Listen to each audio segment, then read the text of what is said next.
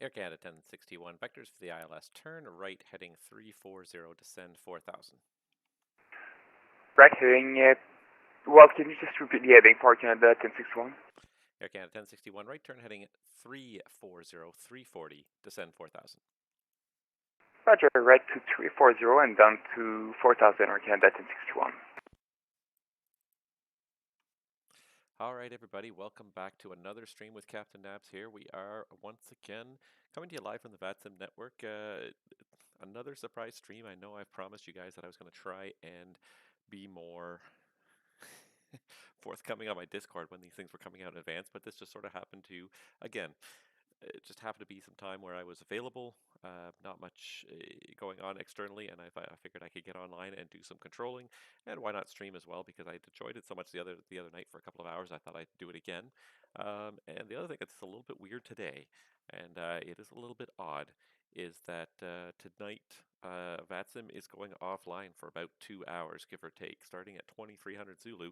Vatsim's going to go offline for about 2 hours. Apparently there's some server maintenance and upgrades that need to happen, and the only way they can do it is to take the entire network down for that period of time. I don't know. I wonder if this is related to the outages and difficulties they had the other night. But anyways, so I thought I would try to get in a little bit of streaming before this downtime happens. I see there's a couple of there's not much going on right now, but hopefully we can lure in a couple of aircraft and have a little bit of fun here on the Vatsim network. So yeah, that's basically, yeah. So welcome aboard, everybody, and I hope that you find something useful, learn something useful today from what you see here on the Vatsim network. So today we're in Vancouver. For those of you that didn't see the title there, I guess right at the bottom of the screen, obviously, we're logged in as Vancouver Center. We've got a couple of aircraft in our airspace. Nobody's really talking to us too much yet, except for this Air Canada 1061. He was the first one to get on board. There's another Alaska inbound a few miles behind him. There's this Eastern Airlines 3. And Vancouver Center, Canada 1061. Air Canada 1061, Vancouver, go ahead. Yes, Canada 1061. Is it possible to expect the runway 26 right? We're currently planning to park at gate 75, and it's going to be a long taxiway from 26 left. Affirmative, I can absolutely do that for you. So Air Canada 1061, plan runway 26 right. Sure, we'll plan 26 right for Canada 1061. So there's our Air Canada 1061. He's just about to turn final here for runway 26 right here in Vancouver. The one thing about this screen is very dark right now. It's very hard to see a lot of what's on here. We don't even have the final approach courses on there. Let's see if I can get them up there, because we should be able to see them. Let me see if I can bring them up. I'm not sure if they are here at all.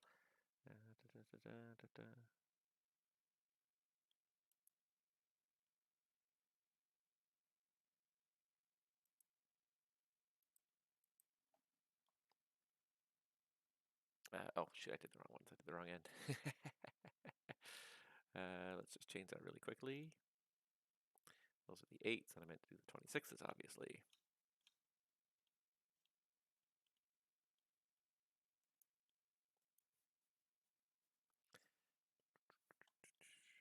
So let's see here.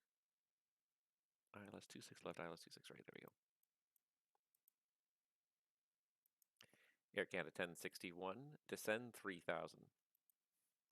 Down to 3000, Air Canada 1061. Air Canada 1061, thank you. Turn left heading 290 for the intercept. Clear the ILS, runway 26 right. Left heading 290 and clear for the ILS runway 26 right, Air Canada 1061. I probably should have done that as one continuous transmission. That was probably a little bit of an oversight on my part, but that's okay. We can make do. Half the time I don't expect these guys to capture anyways, because frankly I see he's flying the 320 Neo, which means he's probably either flying the fly-by-wire, which works but still has glitches, or he's flying the default aircraft, which is just terrible. And Air Canada 1061, you've just gone through the localizer. If you don't have it captured, further left 230 to re-intercept. Still cleared the ILS 26 right. Affirmative. So we'll continue our left to 230 until established Air Canada 1061. Okay, 1061 Roger. And that was really my fault. I didn't do that the best way. I kind of got him down. I should have done it as one continuous instruction. So that's really on me for not really doing that in the best way possible. I find it funny though, and I'll say this, I find it very funny. 23 Zulu is a very weird time to take down the Vatsim network. That is just a peak of activity in the evenings. Vancouver Center, Alaska 2956 is at flight level 200. Alaska 2966, Vancouver Center, good afternoon, squawk ident. Oh, and there it is. And Air Canada, or correction, Alaska 2956, I see a squawk ident there. You are identified. Information going up is going to be Kilo momentarily, and you can plan runway 26 right for arrival.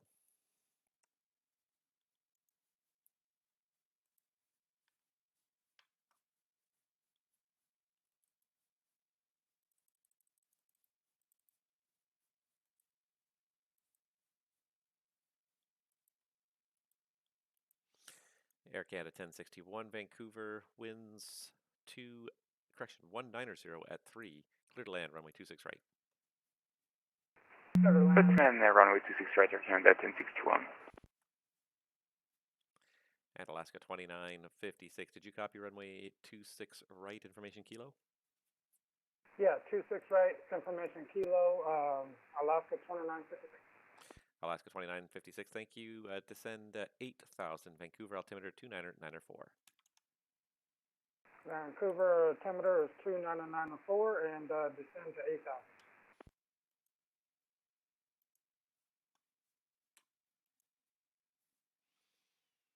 He's a little bit high because he's supposed to cross egret at 12,000, so we'll just have to see how he manages his descent. That altitude often is a little bit early on the descent. You can probably descend a little later than that, but we'll see.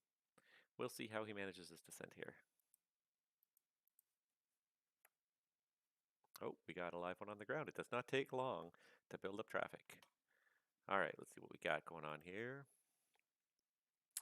He's going to Toronto. He's not going to make it there before the network goes off. But the nice thing about the network going off is that your flight doesn't end. You just simply will lose your connection to the network, and once you're reconnected to the network, you can restart your flight again. Or not restart your flight again, but reconnect and just resume your flight, as it were. So that's the one good thing. The ATC will all vanish, and there will be kind of probably a bit of an echo for a while where once the network comes back on, there will not be a whole bunch of people online because people won't be sitting there pressing connect continuously. So I just find it odd. The timing is very odd to be so early in the evening that they would do this major maintenance. I cannot remember the last time the Vatsim network actually went fully down. Uh, so for them to do this, to do it during the peak time in North America, like to do it 2 or 3 hours later, would be so much more sensible. When when it's overnight in Europe and North America, there's such a lull in the network. Air Canada 1061, welcome to Vancouver. Left turn on Mike 6, taxi Mike, and I'm sorry, I forget what gate did you say you were going to? We just cleared the 26 right on Mike 6 and we're expecting to park at gate 75 for Canada 1061. Air Canada 1061, roger. So Mike 5, Mike, and it can enter the apron on Papa there for 75. Roger, Mike Papa to the airplane, Air Canada 1061.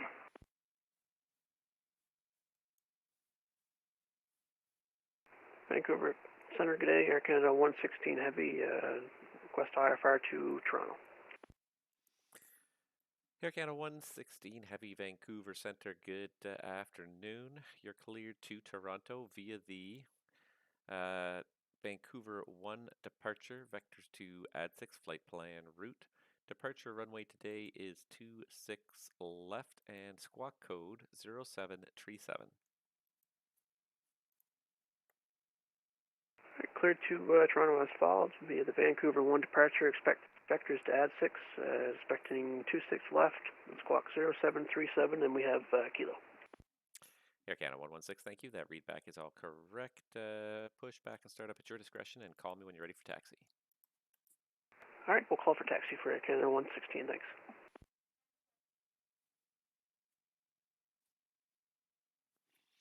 We got another one on the ground here at CAH4, TBM9.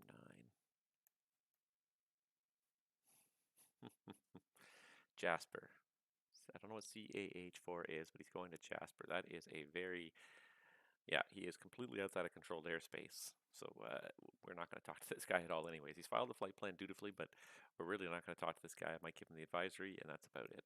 I don't think I even have weather in Prince William. I don't think. No, I do have, or not Prince William, William Lake, I should say.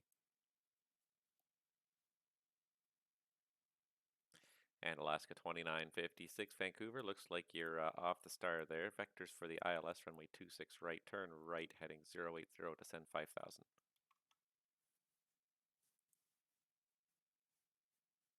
Turn right 080 and descend to 5,000. Because the star is supposed to go like this, but again, anytime I see 320 now, I get suspicious because people are flying the default Microsoft Flight Simulator 320. I don't expect them to do the stars properly.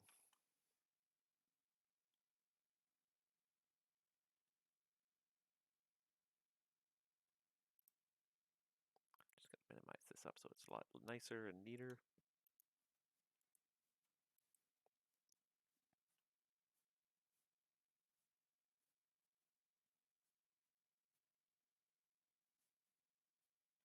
Because he's still got 10,000 feet to lose. He's got to be about 4,000 feet over here. Then he loses about 1,000 more feet and starts slowing down below 10,000. Then I'll turn him uh, back towards the final approach course there. There goes the Air Canada 1061 taxiing in. So as he goes through 10,000, he should keep slowing down. As he does that, it should work out better.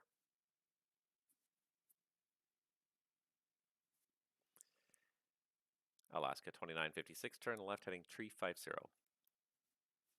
Turn left 350, Alaska 2956.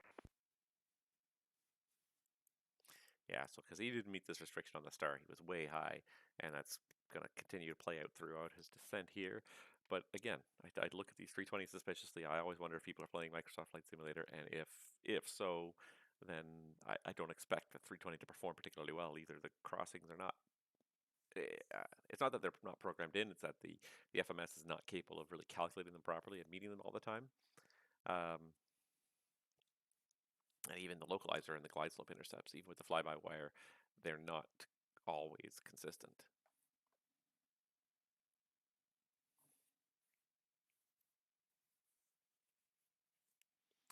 Alaska 2956, continue descent 3000.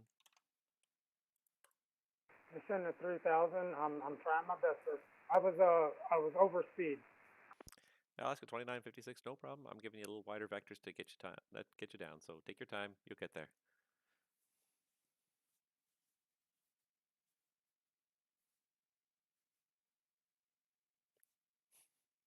That's the thing is that with an Airbus, everything is very much pre-planned too. Even in the real world, the Airbus, everything is very pre-planned.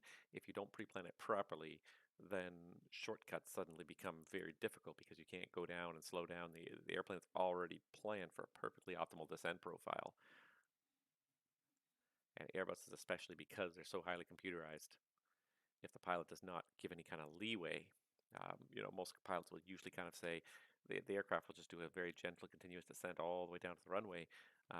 But then if you get a shortcut, then all of a sudden the descent needs to be a lot steeper than originally planned.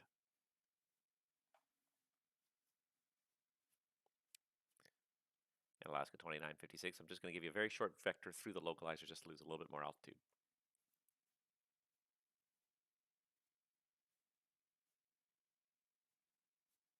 I'm trying. No problem at all. He's doing good. He's doing good. He's going down 62.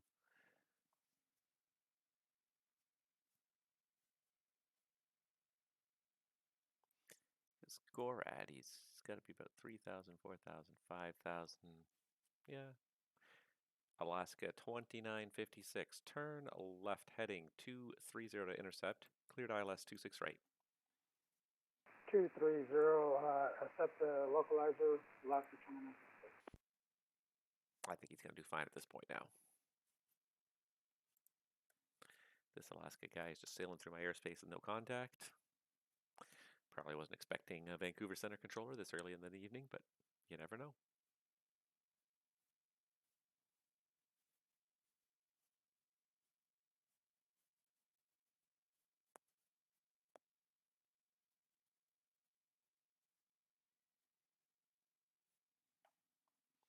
Just have to make sure he doesn't go out of the terrain boxes he's in, but I think he's fine at Goreg. He's going to be Goreg below 4,000. He'll be fine. We see people come across Goreg at 45 all the time on the arrival, on the Canuck arrival, and it works out just fine. So he's going to be fine.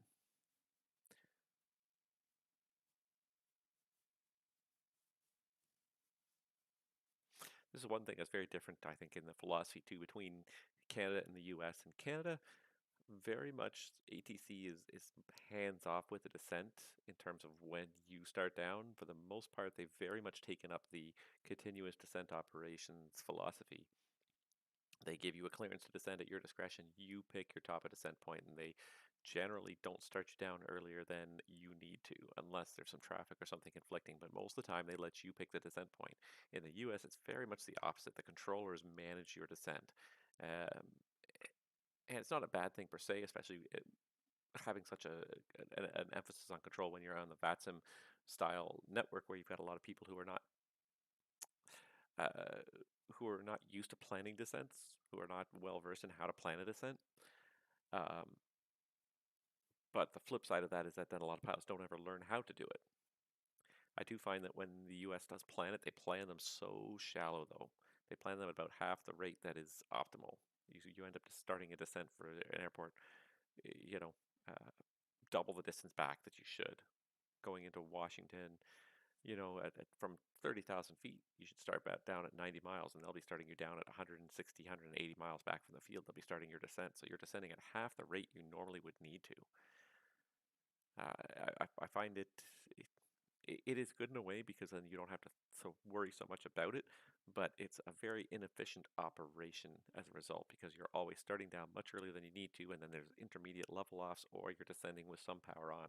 The most efficient thing for a jet aircraft to do is to descend at idle from cruise all the way down to the runway. And it's hard to plan that precisely, um, but you can try your best to plan it out. To get just idle descent all the way down, and that'll usually get you the most. Vancouver Center, Alaska 2956, chapter localizer. Alaska 2956, thank you. The winds in Vancouver are light and variable. You clear to land, runway 26 right. 26 right, Alaska 2956. There goes the Air Canada 116 pushing back from the gate.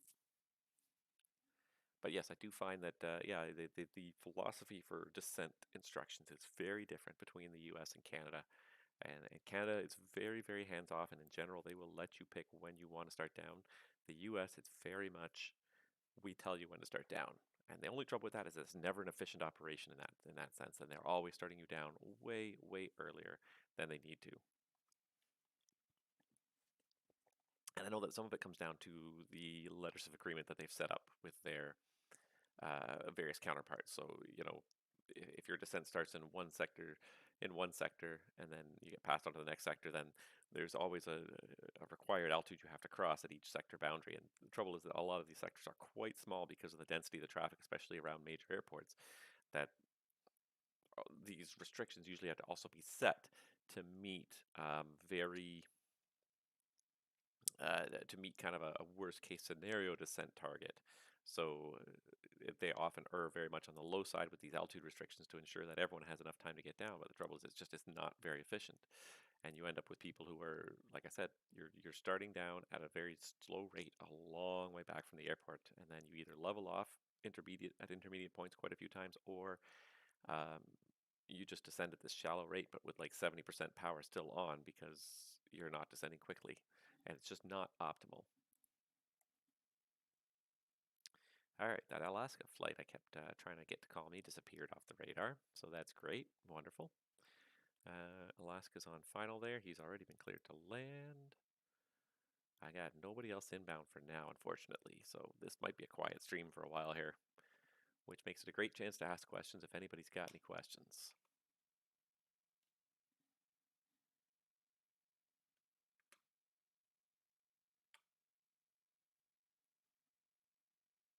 Otherwise, we're just going to watch this Alaska land.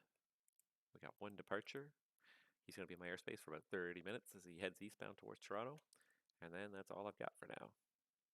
I've got this one American registration TBM way out in Booneyland, but he will be flying completely in uncontrolled airspace. I probably will barely pick him up on radar, although it looks like I picked him up on radar there already. Vancouver Center Air Canada 116 Heavies at Start Box 6 Hotel with Kilo, and we're ready for taxi IFR. Air Canada 116 Vancouver, the ATIS is still Kilo, the altimeter 2994, runway 26 left. Let's see here.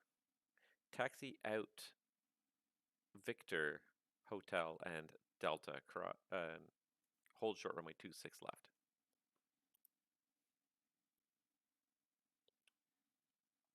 All right, Victor Hotel Delta and hold short 26 left for Air Canada 116 Heavy.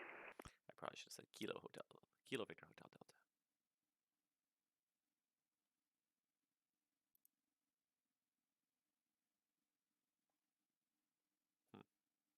Oh well.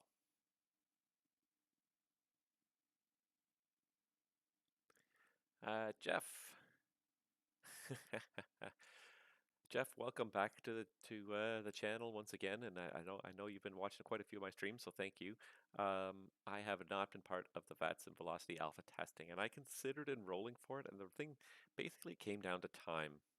For me personally, I would love to see it and see how it works and really test it out. But I have so many kind of different things on the go in my life all the time, let alone in my Vatsim life, that I just didn't feel like I had the time to really kind of give to testing. I think I would have done it once or twice, and it wouldn't have been able to probably provide a very good feedback. I would not have been on board very much, unfortunately. So, yeah, I wish I had, but yeah, between the various roles that I have to fulfill on Vatsim and personal life as well, work, and now I got a renovation going on at home. I definitely don't have the time to be doing that, unfortunately. I would love to, because I'd love to see how it works. I'm yearning for that velocity. I hope it works out, and I hope it comes soon, because we're getting so many new people into this network, and with Microsoft Flight Simulator being such a revolution for how the sim itself looks, I think Velocity would be an excellent way to take Vatsim to a whole other level that kind of matches Velocity, or that kind of matches Microsoft Flight Simulator in terms of really just vastly improving the level of detail available.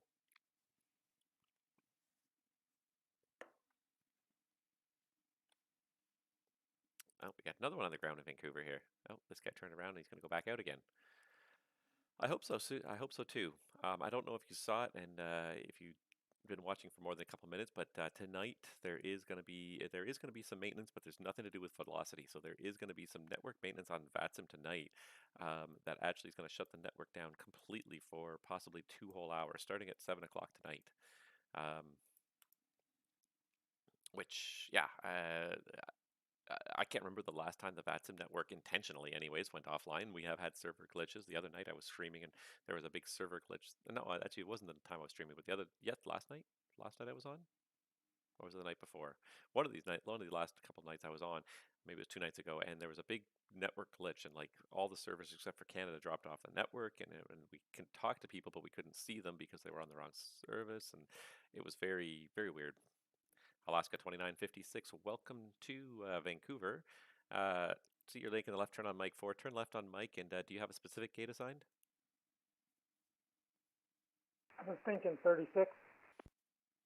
Alaska 2956, Roger. For gate 36, taxi left turn on Mike, and then Juliet. Just watch out for a 777 taxiing westbound on the apron.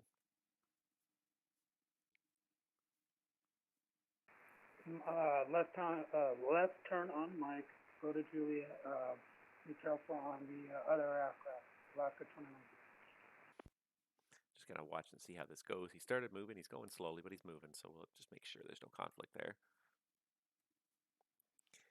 Let's see here. Canada 308. So he's going to Montreal. Add 6 custody. Yeah, that all looks good. So I think, yeah, that all looks good.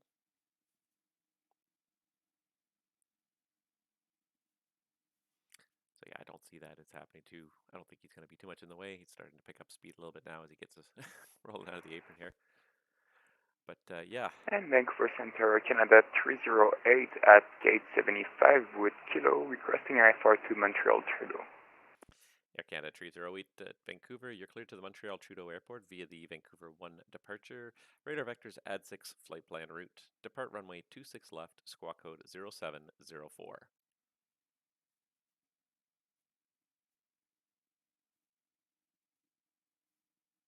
As you're cleared to the Montreal Trudeau via the Vancouver 1 departure, flight plan route. Depart on 26 left and will squawk 0704 for Canada 308. Air Canada 308, your readback is all correct. Information kilo still current. Pushback and startup at your discretion and call when ready for taxi. Sure, we'll call when ready for taxi Air Canada 608 308.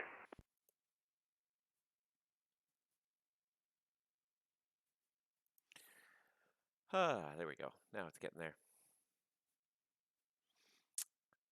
Yeah, I find it crazy that they're taking the whole network down, and just to me, just during a busy part of the day.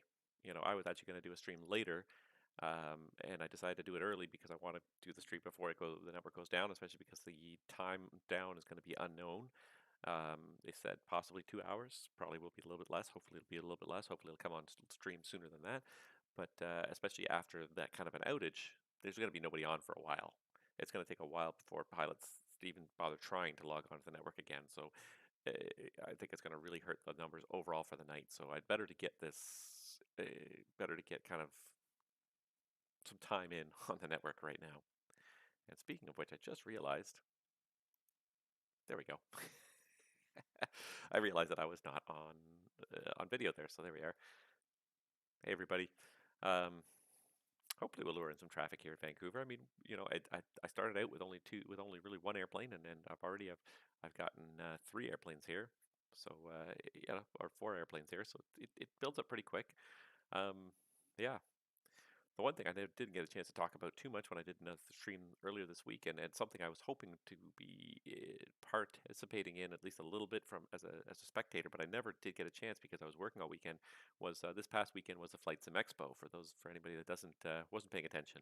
But Flight Sim Expo was this past weekend in San Diego, and there was a large component of it that was being held online. Um, just because I happened to be on reserve for work, I didn't expect to probably be available to do it. So, um, to be able to attend much of it, so I didn't bother. I think it was only $15. It really wasn't much, and I probably should have paid it anyways. But I just figured I probably was not going to be available to see too many of the different streams and seminars and whatnot, which disappoints me a little bit. But it is what it is. But there's definitely some neat stuff coming out soon. Some of the hardware that was previewed I found really intriguing, and the one that probably intrigued me the most was I think it was Thrustmaster is coming out with some Boeing hardware to match their Airbus hardware. So they just, I think a year ago, if even that, they introduced their side stick and throttle quadrant for their for the Airbus aircraft. So a side stick that's a very close replica of the Airbus side stick, and the throttle quadrant that is a replica of the Airbus throttle quadrant. And now they've announced they're doing this basically the same thing with Boeing, and that they have a control wheel that basically replicates. I think it's supposed to be the Dreamliner. I think it's supposed to be the 787. But they have a Boeing style yoke, so not a side stick, not a joystick, but an actual yoke, and a Boeing throttle quadrant. Um, Again, I think simulating the 787, but we'll probably be able to apply it to um, most Boeing products, and I find that incredibly. Uh, Maybe not exciting, but definitely something interesting to look forward to. I'm kind of beginning to think I'm going to need to replace my throttle quadrant in the not too distant future because my SciTech stuff is it's sort of starting to wear out a little bit. And I was contemplating the honeycomb, the honeycomb Bravo, because I thought it's a very nice kind of all around package, and you can buy the adapters, of course, to make it more uh, like a jet style control system with speed brake lever and throttle levers that more closely kind of resemble a jet. But the only problem with the honeycomb Bravo that I can see is that it has to be bolted to the desk. Like the desk has to be in front of you and you bolt it to the desk right beside your yoke. The new desk that I'm getting for my flight sim setup, uh, it's not really going to have room for that because I'm kind of getting a U-shaped desk. So if I have the yoke in front of me, I won't really have room to put like a very big throttle quadrant next to it. Um, and I was contemplating, having boxes to put the throttle quadrant on top of the desk next to me, so I can, it's in a fairly realistic position relative to like where a jet power quadrant would be. Um, but now the Boeing quadrant, it just sits flat there on your desk. I think that would be something that I would be very interested in, and even the Airbus one, I I hesitate. The only thing about them, and I like them, but the only thing I hesitate about them is that it paints you into a bit of a corner when you have that style system. And that I also do like to go and fly the TBM and sometimes the Baron in Microsoft Flight Simulator. Um, and obviously having just one specific style instead of having a kind of more generic style throttle quadrant is that it sort of takes away from the ability to do other things, especially because with the Thrustmaster Boeing one, like it's not like you can swap out the controls for GA controls. This is it's two power levers and that's all you get. So you might be able to say one is mixture and one is throttle, but that's about it. Or you have two throttles for your Baron, but that's it. But I do have the Cytec Ukes, so I could probably still sub them in and out as need be. So definitely, I thought there was some interesting hardware that was introduced at Flight Sim Expo. Honeycomb was not sitting on their laurels either, though. They introduced some new stuff, a redesigned Honeycomb Alpha yoke. I think they're introducing a new chair. There's a bunch of stuff that they're introducing, so they have definitely not been sitting on their laurels. They have a two-piece unit as well, I believe, that kind of like the Thrustmaster uh, HOTAS system, where you've got a yoke and a side stick and a throttle quadrant. So it, Honeycomb's been busy too. It's good to see so much money and effort being poured into this niche hobby, because it's not a big hobby. It's a very small hobby, and to see so many hardware manufacturers getting into it right now is quite exciting. Because that's been something that's been hard to come by unless you go really, really niche. It's been hard to come by, uh, you know, anything that's not really fairly generic. And you see people who've done various things with the generic ones, especially with the Cytec, the kind of the everybody almost has one lying around somewhere. Throttle quadrant, especially that where people have done Boeing and Airbus style adapters to it. Vancouver Center Air Canada 116 is short 26 left. Air Canada 116 Vancouver, contact me. Airborne, the wind's light and variable, clear for takeoff. Runway 26 left. All right, clear for takeoff 26 left, and we'll call airborne. Air Canada 116 Heavy. Yeah, almost everyone has or has had at some point the the Cytec throttle quadrant. So they have various things you can add to it to simulate Boeing or Airbus throttle quadrants. Um, the box you can put it in so it sits on the desk in a more kind of jet style, uh, jet style mount. But now we're starting to see more and more dedicated hardware, and it to me the dedicated hardware is a very much a double-edged sword. I like to fly a lot of different airplanes. I don't just sort of focus on one. I didn't just buy like PMDG 737 and that's all I fly. I like to fly a wide variety of aircraft. When I go to work, I fly one airplane. So when I come home, I want to fly a variety of other airplanes that I don't normally get to fly. So that's kind of the trouble sometimes with this dedicated hardware. You get some very nice, realistic looking hardware, but you end up in a case where you can only really kind of simulate one aircraft unless you sort of shut your eyes and use your imagination a little bit more, which we are all kind of using our imagination a little bit. But I think you know what I'm trying to say when you're sort of pigeonholing yourself into one specific type of flying when you get a very specific yoke setup. I like the Cytec yoke because you can swap off the tops as well, and you can change it from like six levers for like a Baron, make two throttle, two prop, two mixture, to you can swap off some of these to be more of a Boeing 737 style yoke with just two power levers and then a speed brake and a flap lever. So I like the idea of being able to swap things out and adapt them to different aircraft. That being said, if I am looking to replace some of these things, if the quality is high, I definitely will consider some. Definitely would consider the Boeing products from Thrustmaster. I think they look pretty interesting.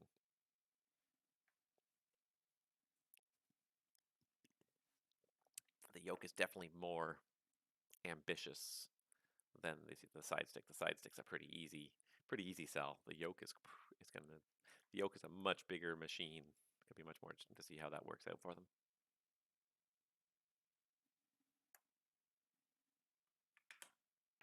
Vancouver Center, Air Canada 116 Heavy, climbing through 1,500 for 7,000, Vancouver 1 departure.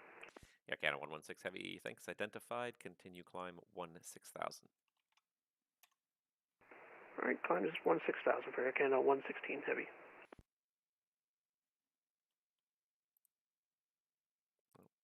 That VFR TBM has disappeared off of my list as well. Unfortunately, hopefully we get a few more people. If anybody's watching and wants some ATC, I'm going to be on for another hour or so at least, so come on out to Vancouver. Air Canada 116 Heavy, turn left heading 170. Left to 170 for Air Canada 116 Heavy.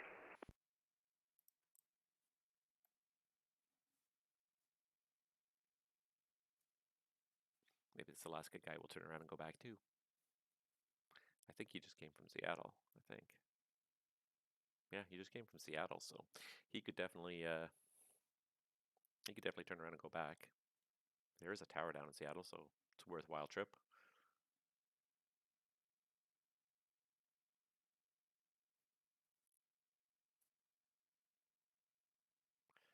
Yeah, not much happening in North America, and especially in Canada right now on Vatsim.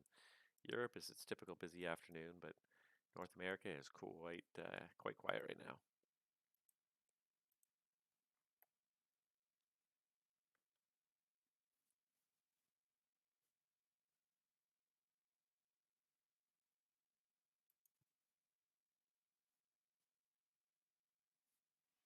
Air Canada 116 Heavy, turn left direct, add 6 on course. Alright, left turn, direct to add 6, Air Canada 116 Heavy. So Air Canada 308 pushed off the gate there, so any second now he's going to call for taxi.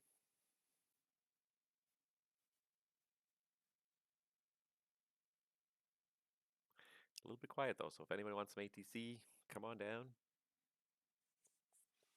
I definitely was pretty happy with the turnout the newbie night on Thursday last week that I did.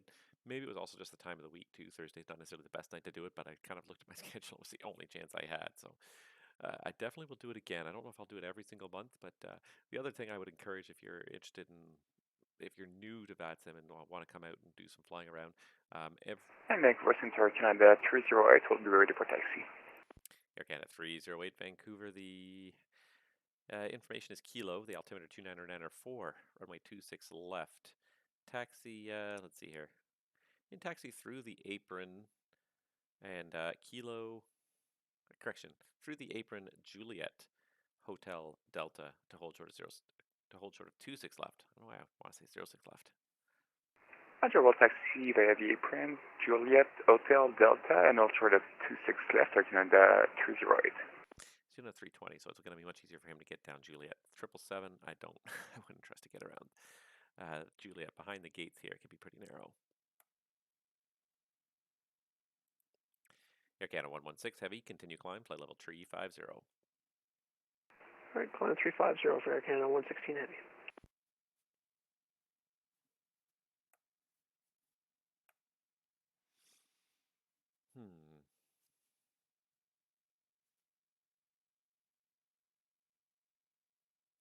Lost my train of thought already. I know I was talking about something a moment ago, and I've already lost it.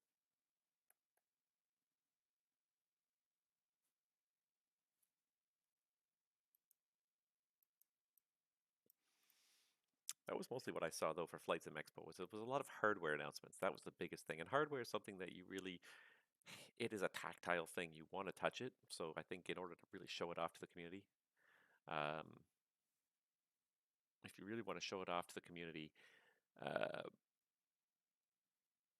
like a forum, like a convention, like Flight Sim Expo is definitely the place to go if you really want to kind of sell a lot. You want to get people in front of you.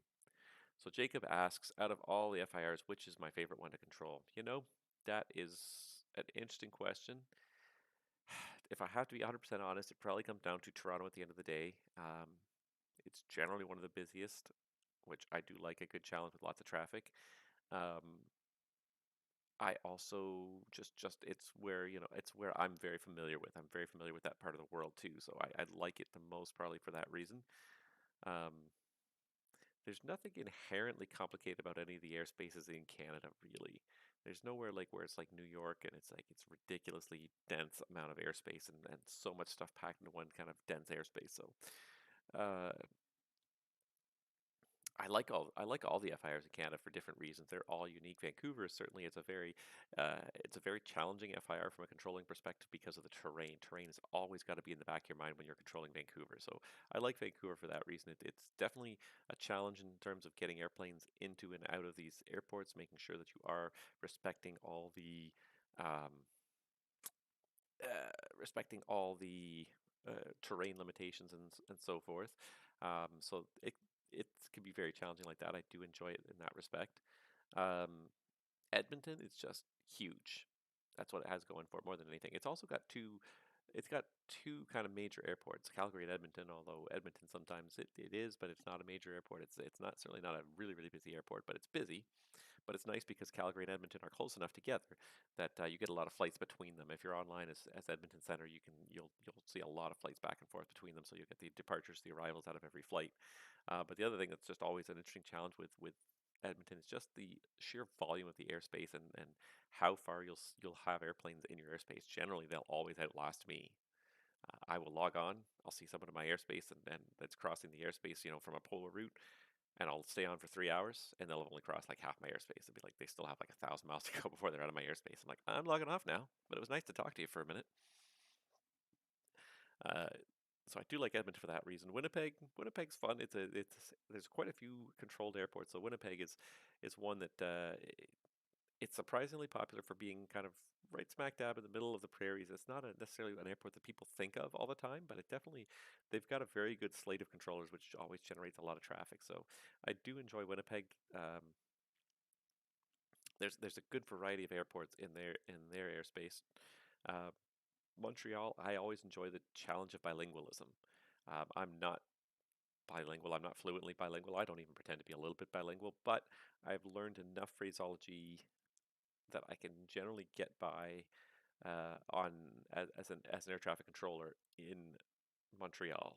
I don't do a fantastic job. I certainly don't. And anytime anything sort of goes off script and someone's trying to ask for something unusual, I often have to revert to English, unfortunately. But I do my best to provide as much service in French as possible. It's always a good challenge, and I try my best to try and um, not forget in between because I don't control it all that often. And then Moncton's just fun. It's just a cute little, I don't know if cute is the right word, but it's just a fun little FIR. It's just Moncton gets a lot of overflights. It's a little bit frustrating sometimes that you don't get more than just identify them and send them on their way after an hour. But again, Moncton is another one where there's a ton of like airports that people like to fly to. It's got a nice community of people that like to fly there, and there's tons of airports there for them to fly in between.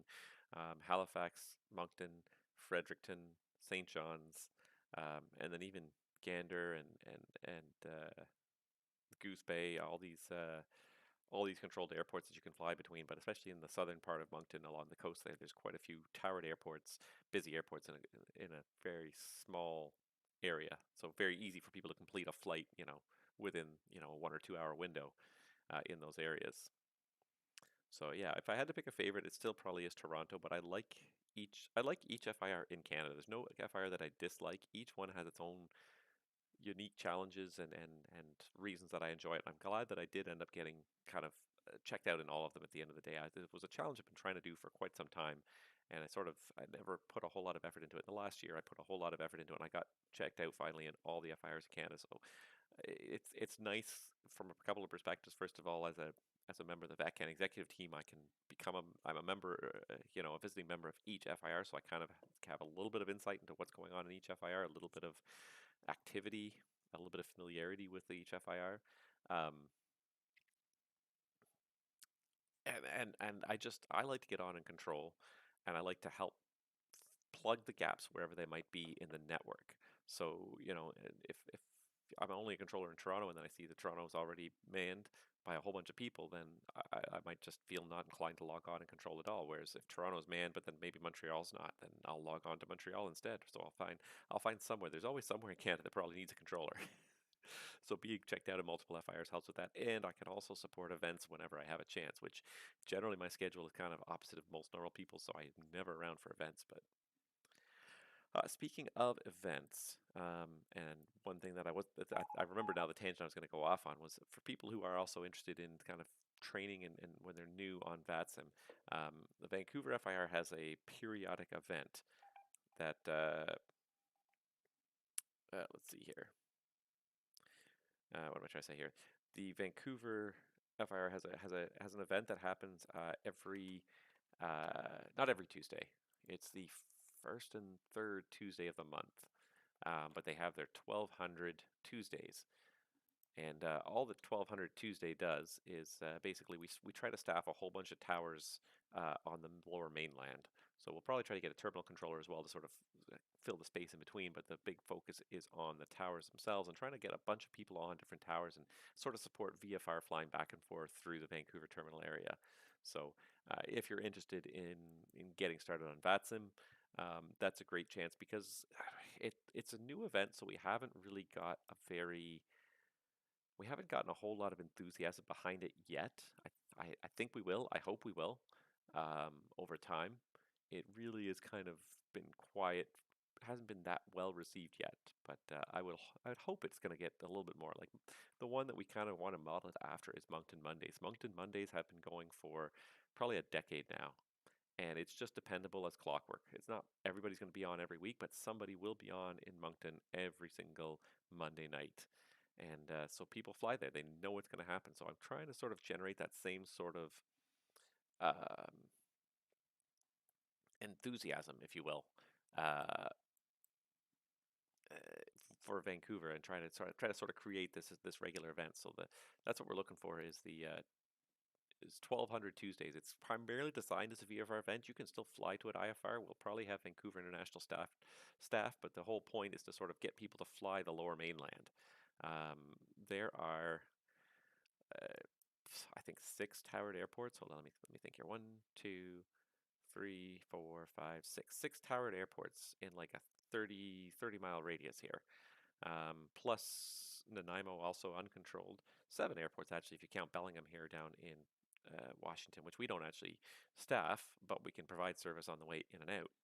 So there's a whole bunch of controlled airports here. There's Victoria, Vancouver, Boundary Bay, Pitt Meadows, Langley, and Abbotsford.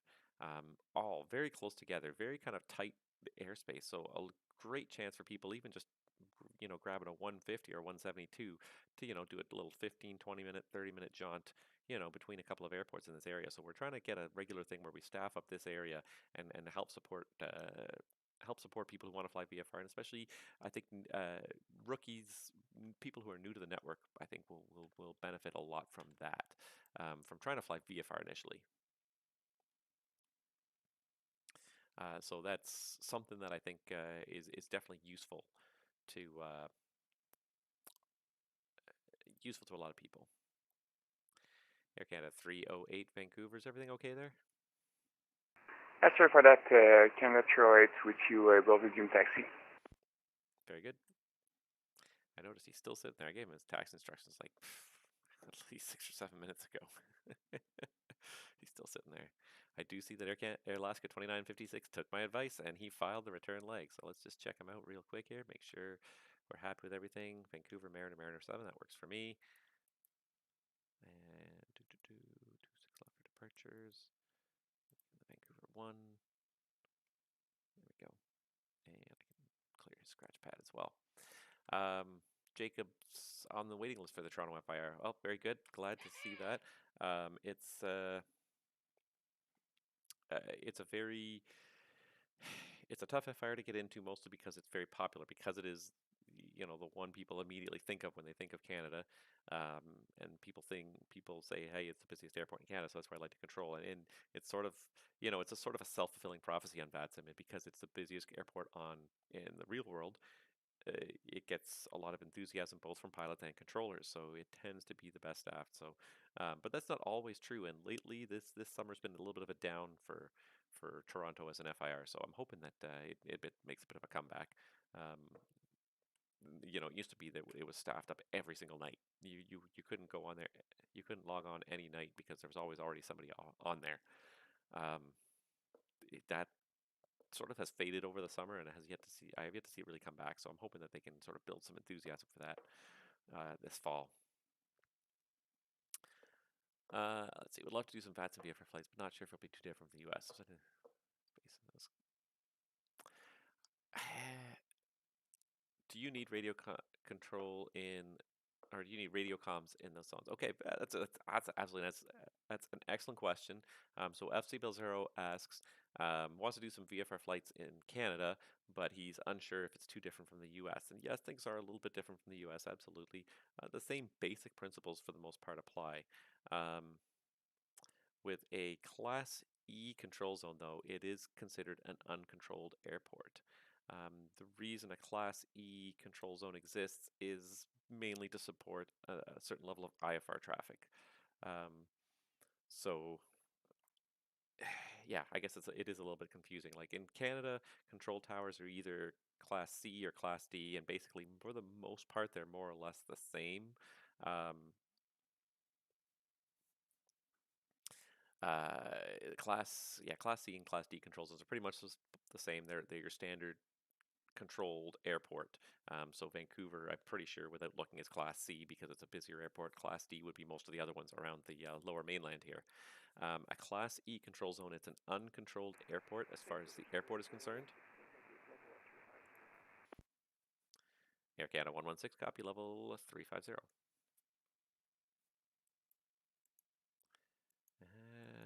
Yeah.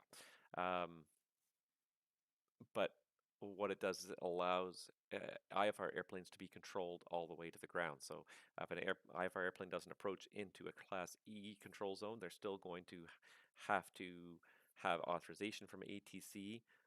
There can only be one IFR airplane in the Class E control zone at a time.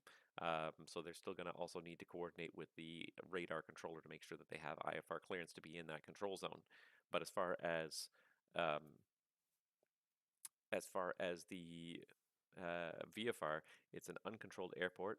But if it is a Class E control zone, then it usually is considered a mandatory frequency. So in Canada, we have two types of uncontrolled airports. We have the mandatory frequency and we have the aerodrome traffic frequency. So mandatory frequency the wording is exactly what it is. It's a mandatory frequency. Everyone who's in the control zone must be on that frequency, and you have to have a radio to use it, unless you've called ahead of time to coordinate with the flight service station that's based at that airport. So Class E airports will have a flight service station that provides airport advisories, and if you happen to be an aircraft without radios, you can go into a Class E control zone provided you have given a heads up to the flight service station and told them what you're planning, when you're going to arrive, all that stuff, so that they can tell other people about you. But otherwise, a Class E control zone is a mandatory frequency. It requires a radio. You have to have a radio. You're talking on Unicom or you're talking to the Airport Advisory Service, but you have to have a radio. The other one is an ATF, an aerodrome traffic frequency. I think the equivalent in the States is the CTAF. It's a common frequency that everybody uses, but it is not required. If you don't have a radio, you can still fly in there. So it's a frequency that's specified for everyone who does have a radio to use, but you can fly to an ATF without uh, talking on the radio. So I believe Nanaimo here, I'm without looking at the chart, but I believe Nanaimo is a Class E control zone. So it has a flight service station that will relay advisories, airport advisories, traffic and weather, and will also provide advisories will relay air traffic control clearances.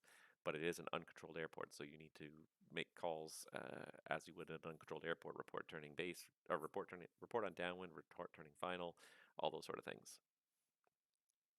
I hope that answers your question a little bit. Anywhere where it's Class E control zone, it's uncontrolled as far as IFR or as far as VFR airplanes are concerned, and you just would broadcast on Unicom.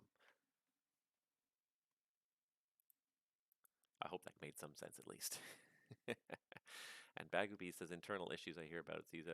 There have been some conflicts in the last year or so, and there's people have disagreed on how it should be run. And I get it. People want different things from this hobby, but at the end of the day, it is just a hobby. We're here to all have fun, and we need to sometimes compromise and get along. There's people, people some people take it a little bit too seriously. Some people don't take it seriously enough. For other people, at the end of the day, we're all here to have fun. So do your best to be as accommodating. To me, that seems to be the best suggestion. Is just be as accommodating as you can as many people as possible.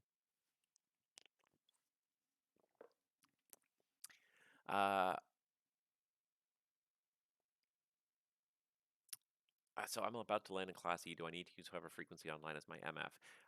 No. So in Vatsim, so FC Bell Zero in Vatsim, we just use the same 122.8 Unicom everywhere. So regardless of whether it's a Class E control zone or whether it's an ATF, fully uncontrolled airport, no, we would just send everyone to Unicom 122.8. There was talk of making making all the different frequencies available. There was talk about that a while ago, and I think that it will happen eventually as part of the. That's my information for Lima. 2994. 2995.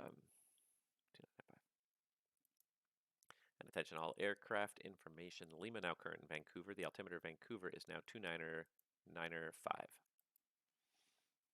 So there was talk about changing it so that it's not the same 22.8 for every uncontrolled airport, but we actually do have at specific airports the real world frequency, whatever it would be in Nanaimo or in, I'm trying to think of other places, Tofino or wherever you go, Port Hardy, wherever you go where there is a specific actual frequency designated in the real world, we would use those same frequencies on VATSIM. The problem in the past has been that um, obtaining that aeronautical data can be difficult.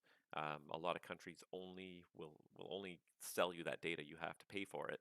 So getting that data online has been a challenge. So that's why we've used one standard frequency so that people are not on different frequencies because somebody doesn't know what the frequency is at this airport, so they just switch to whatever frequency they like.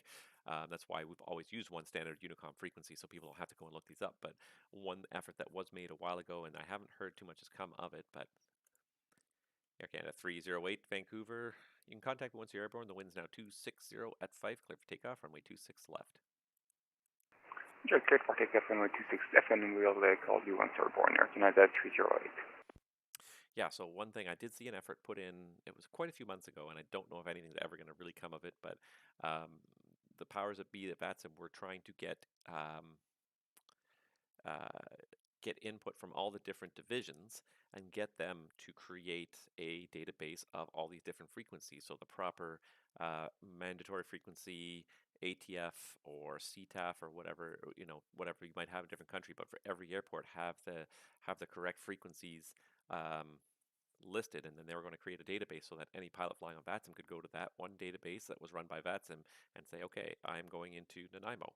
What is the mandatory frequency for Nanaimo? And they can look it up and they can be on the correct frequency. And this would help minimize that problem where everybody's on 22.8 and sometimes there's too much traffic happening when there's too many big airports close together and everyone's broadcasting their intentions and you can't even keep track of what's going on because there's 1,000 people broadcasting on Unicom, whether by text or by voice, and you can't keep track of what's going on. So I don't know what happened to that effort. I hope one day it comes to pass because I think it'll just help make things even just that much more a little bit realistic, and especially people who try to use this to sort of practice things like practice their cross-country flying before they go and do it in the real world, to give them the real frequency. Here are the real frequencies you're going to use. Go on VATSIM and use those real frequencies. What a great tool for training again. So. Bagu Bees is nail on the head there. It's a fun hobby, exactly, and that's the way I look. I try to my best to have fun. People screw up. People screw up all the time on this network. Do I get upset about it? Sometimes I do. Okay, sometimes I do. That's not a lie. Sometimes I do get a little annoyed when people don't do things totally properly. But In Air Canada 308, we're passing 1,000. Air Canada 308, thanks identified. Climb 16,000. Up to 16,000, Air Canada 308. But I try not to let it upset me. I try to just go with the flow. I, if somebody makes a mistake, I look upon it as a chance to teach something. It's like that was not correct. Here's the correct way to do it. If I have the time and I can send a private message, I will try to correct them.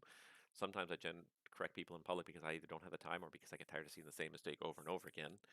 But I try my best to sort of send messages, and if anybody comes back and asks for more information, I will gladly try and provide that information. I look upon Vatsim. I love the new Vatsim motto of aviate, navigate, educate. I think that's fantastic because I think that's a big reason why we're here. That's why I came to Vatsim. One of the reasons I came to Vatsim, I enjoy it because it's fun, but I also learn stuff. I've learned so much about how the ATC side of aviation runs, and I'm better for knowing it. I've been able to apply that knowledge in various ways throughout the years. So Air Canada 308 at 3000, turn left heading 170. At 3000, left heading 070, Canada 308. Air Canada 308 close, heading 170, 170. Sorry, left heading 170, Canada 308. You got it. All right, so we got another live one on the ground here. We got Air Canada 240 now. So, it's not completely dying here. He's going to Edmonton, fairly straightforward flight. There was another broadcast message, and yeah, just another reminder that everything's going down in 2 hours now.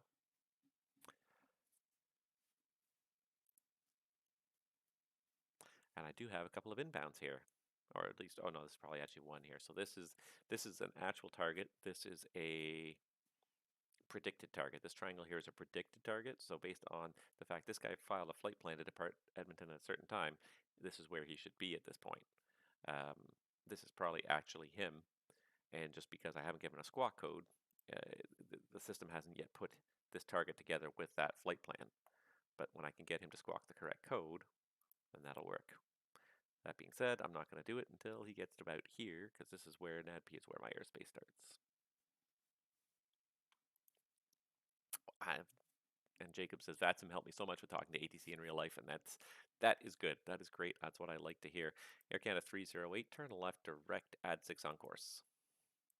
Left direct at 6 on course, Air Canada 308. That makes me happy to hear that. I think it's a great tool for people who are working on their private license, or even maybe perhaps transition to learning English, perhaps learning to communicate with ATC in English. I think that's a fantastic training tool. This is probably one of the best training tools I've ever seen. I wish this had existed when I was doing my license, because it would have definitely helped. I wasn't super nervous, but I was a little bit nervous talking to ATC way back at the beginning. Now it's old hat. I've done it for decades. I know what ATC wants to know. I know, and not just because of Vatsim, but I know what ATC wants to know. I know how to ask for what I want. I know what I can ask for, what I probably can't ask for. I know, it just yeah, so talking to ATC is very second nature to me at this point because I've done it for a long time. But I understand how intimidating it can be when you want to get on the radio. It's a party line. Only one person can talk at a time, and if you're one of those people who ends up then they're not sure what they want to say, they end up umming and ahhing, and everyone else is cringing because they just want you to finish and let go of the mic so that they can also get their messages through and the controller can answer you. It can be absolutely very intimidating. So I agree. This is probably one of the best ways to use the Vatsim network for training is learning how to talk to ATC. Air Canada 308, continue climb, flight level 350. Up to 350, Air Canada 308. So I'm happy that it worked out for you that way. That you've managed to learn learn something about ATC from Vatsim, and I certainly hope that more and more people will get a chance to do this. I've had all sorts of people say things like that, and people have gone and said, yeah, I had a ride scheduled and I went and I practiced on the network and I did some unusual things. I did some full procedure NDB approaches, and I practiced holding in the sim. And sometimes it's not even just about the physical act of flying the airplane, but it's about building the mental model up here of where am I and where do I need to get to, and that could be a real challenge for students to overcome. And being able to run through a simulator and do real things and have someone give you instructions that maybe you're not expecting. Really, really good chance to kind of learn and adapt. I've used the sim to practice for the real world. I've used it to go and explore airports that I've never been to before. Before I go to them in real life, I go and I check them out in the sim, and I say, okay, so if I land this runway, what's the route back to the terminal here? What can I expect? What routes can I expect? And the other thing about doing that by yourself in the simulator, it works to a degree, but not having ATC, because the ATC takes this so seriously and so realistically at most of these airports that you go to, if there's Vatsim ATC online, they will give you the realistic taxi routes you will actually expect when you get to this airport. They may shortcut if it's quiet, but in general, you're going to get a realistic, you're going to get a realistic experience of going to that airport. You're going to get the altitudes at the appropriate points. You're going to get the taxi clearances. So all that stuff you're ready for it because we take it so seriously. We try to follow the real world procedures. Doing it online, you get a sense of what the real world procedures will be, what to expect.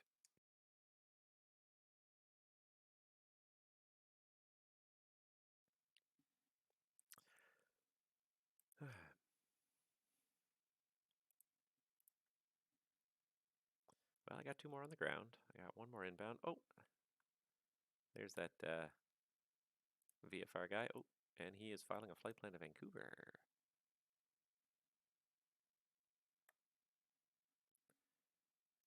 This time he's IFR. Very good. We'll give him a squawk code. Let's check out his routing here. He's going to go to Ramra, and then fly inbound booth in the Vitev 4. Okay, that works. That's good enough flight plan for me.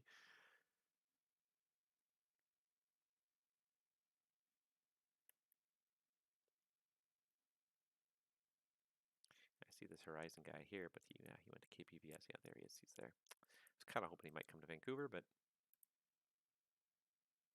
nevertheless, we got a couple of inbounds. Oh, we got another one. I didn't even notice. There's another one. Let's see here. I'm just looking at VatSpy, and I see that there is another guy. He's not on my radar yet. So if I do this is the limitation of where I can see, but he's probably right about here. But he's going to kick in soon here. Oh, no, it is the KDFP guy. No, that is him. Okay, no, but they're in. Okay, yeah, I see. I'm okay. Now my VatSpy model is matching my Euroscope model. So, okay, yeah, that's still. We got a few more inbounds. This will take us through the next hour and a half until the network shuts down. At which point the stream will have to end because there won't be anything to look at except for me, and nobody wants to just look at me. So,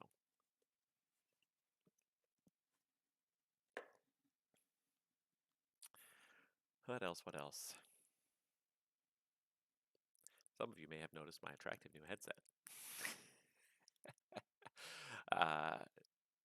On my last stream, I pointed out that my headset was dying. Actually, I wonder if I should move this just a little bit closer, maybe turn it up a little bit. Feels like it's not quite reaching a high enough level there. Maybe that's a little better. I don't know. I don't know if that's too much. And if that's too much, guys, then tell me. But I got myself a new headset.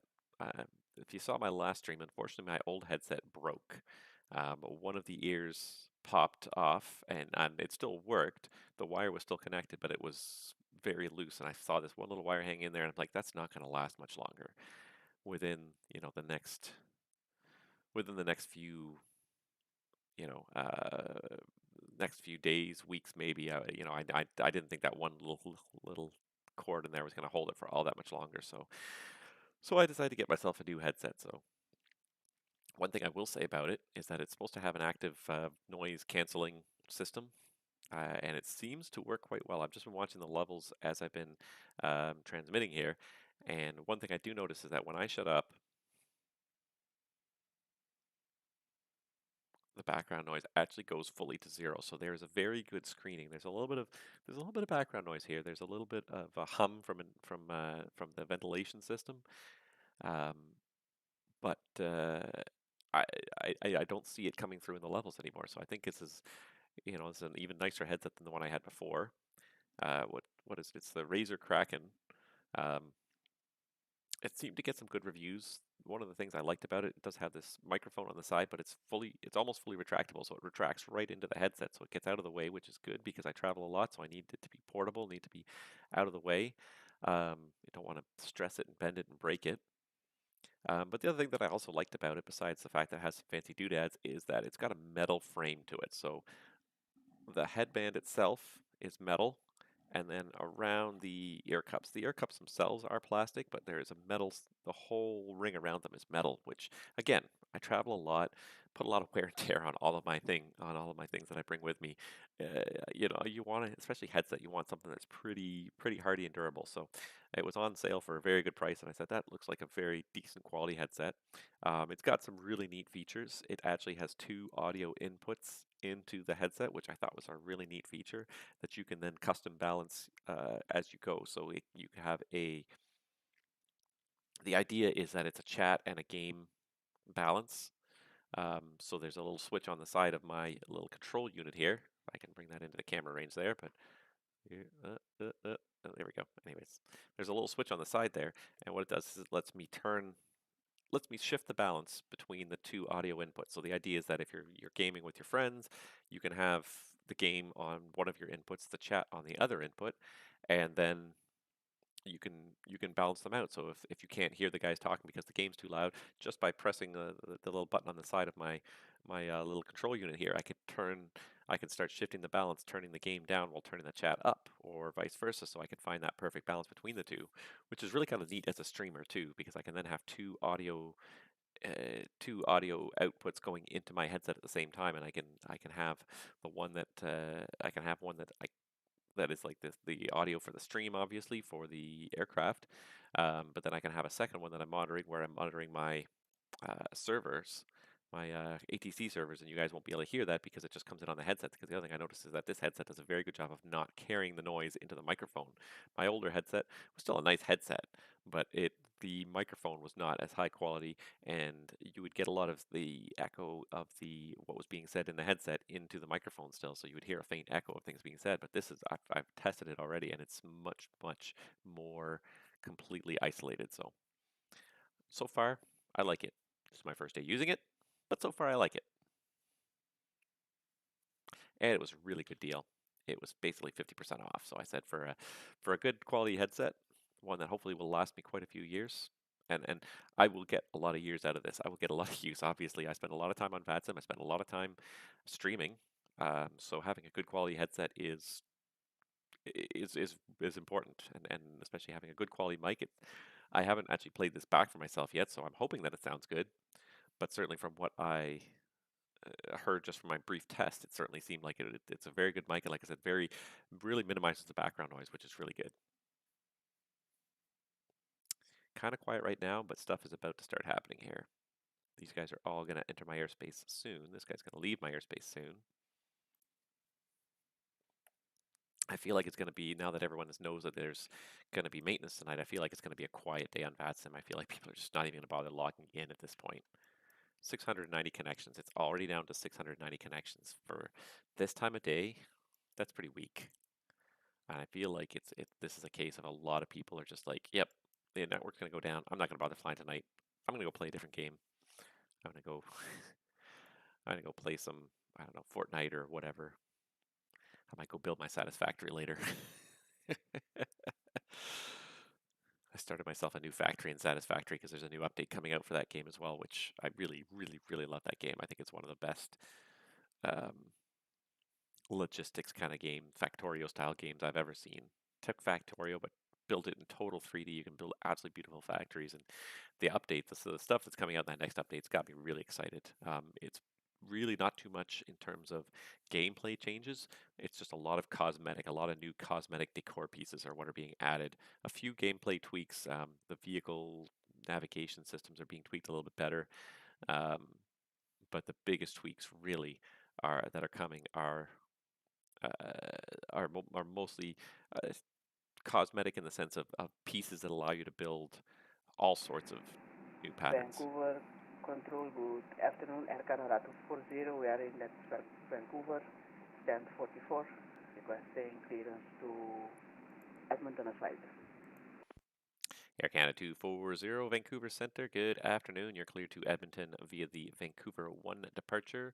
Radar vectors to Vidri at your flight plan route. Depart runway 26 left, squawk code 0732.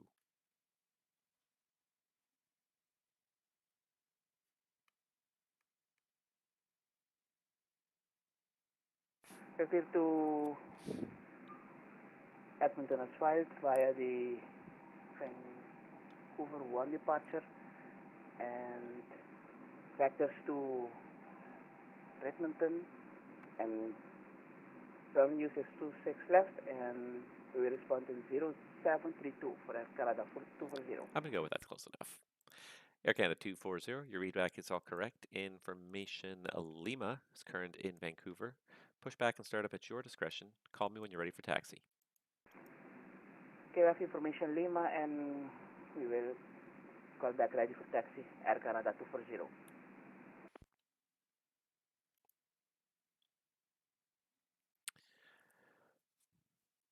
Actually, I lied. I have used this headset. I bought it yesterday and I tested it out yesterday, not on Vatsim, but I tested it out with a game, and I do have to say the sound quality is really quite good. There's a lot more bass in this headset than there was in my old headset, which is when you're playing games can be very nice. There's actually quite a lot of complex features.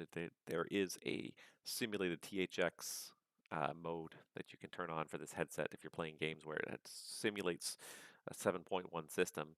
Uh, that being said, and here's one of those things that bugs me. The world is full of things that bug me. I must be old. Um, you can only enable that if you sign up for an account if you sign up for a Razer ID, so an account on the Razer website, then you can activate that software feature. Why do I need to sign up for an account to activate things on my own computer? This is one thing that blows my mind, and NVIDIA does the same thing too. If you want to use their GeForce experience, you have to sign up for an account. And I get the idea of giving people the option to sign up for an account so that they can port their settings from one place to another, and that's great. And I totally get that. But why do I need an account? Why do I have to have an account in order to activate this feature, in order to even use the GeForce Experience program on my computer? It's all on my computer. I shouldn't need to get an account on a website just to use software on my own computer. This whole idea that, oh, your computer is part of the internet and the internet is part of your computer, I really despise that. My computer is my computer. If I choose to connect it to a network, then then I need a user ID to get into that. But even Windows, this whole idea, and I probably won't upgrade to Windows 11 for the same idea of I need to have a Microsoft ID to log into my own goddamn computer. I don't think so. If I want to log into my own computer, I will log into my own computer. Microsoft does not need to know about it. I don't need a Microsoft ID just to log in to my own computer to access my own files. Maybe if I'm trying to use their OneDrive or whatever features that are offered through the internet, but to access the files on my own computer, to run a program on my own computer, I should not need to log in to Microsoft. Just really, really bugs me. All right, this guy's about to cross the border here. We'll get him up. I see there's a couple people on the ground here. Oh, going to Vancouver. Another guy on the ground going to Vancouver. You build it and they will come. Air Canada 116 Heavy, Vancouver. You're about to leave my airspace to the east. Edmonton's not online. Surveillance service terminated. Switch to en route frequency and have a great day. Alright, over to Unicom for Air Canada 116 after David. Got another one on the ground in Vancouver here. Vancouver Center, good afternoon. Citation Charlie Golf Delta Foxtrot Bravo.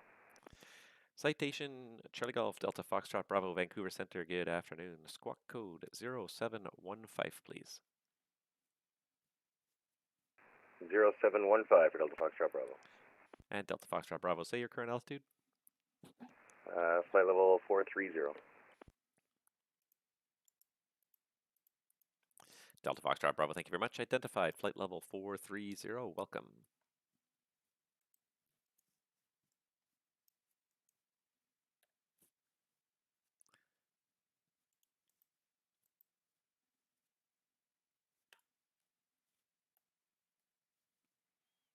This guy still has to file a flight plan, but he'll get there. It seems like we're going to have a nice steady stream of traffic. It's not going to be slamming by any means, but nice and steady. It's the best you can expect for. Especially kind of, like I said, without planning.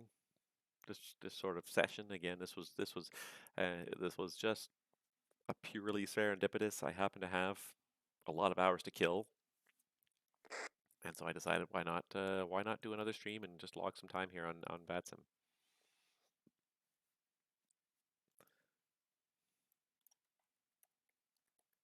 All right, and 501 Delta, climbing through 185 to 280.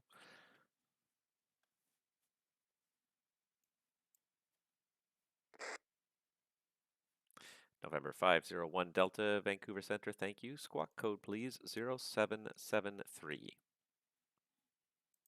And there's the flight plan for Canada 222. He's going to Calgary. Nice. If there was an Edmonton controller online right now, they would clean up with all these people going to and from their airspace too. There we go. November 501 Delta, thank you very much. Identified passing through flight level 180. Continue climb flight level 280 and continue on course to Vancouver.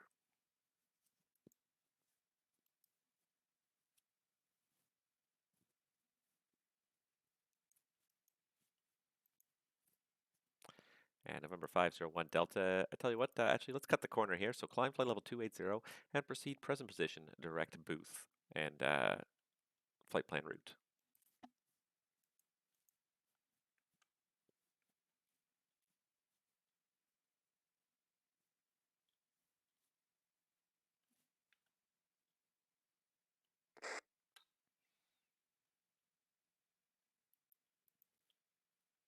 Okay, if he wants to go to Rummer, that's fine by me. If he's in Microsoft Flight Simulator, I know that sim does not always go, the directs don't always work very well. Well, the DFB is definitely doing a good clip inbound, so he'll be landing pretty soon.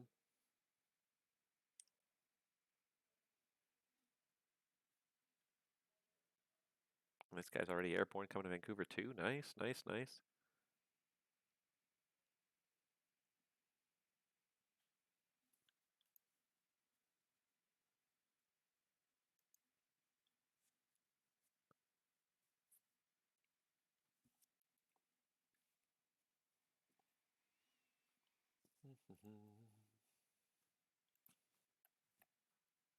Just gotta scan every once in a while, make sure people aren't pushing back from the gate who haven't already called for clearance. And the only one who called for clearance so far was Air Canada 240. So.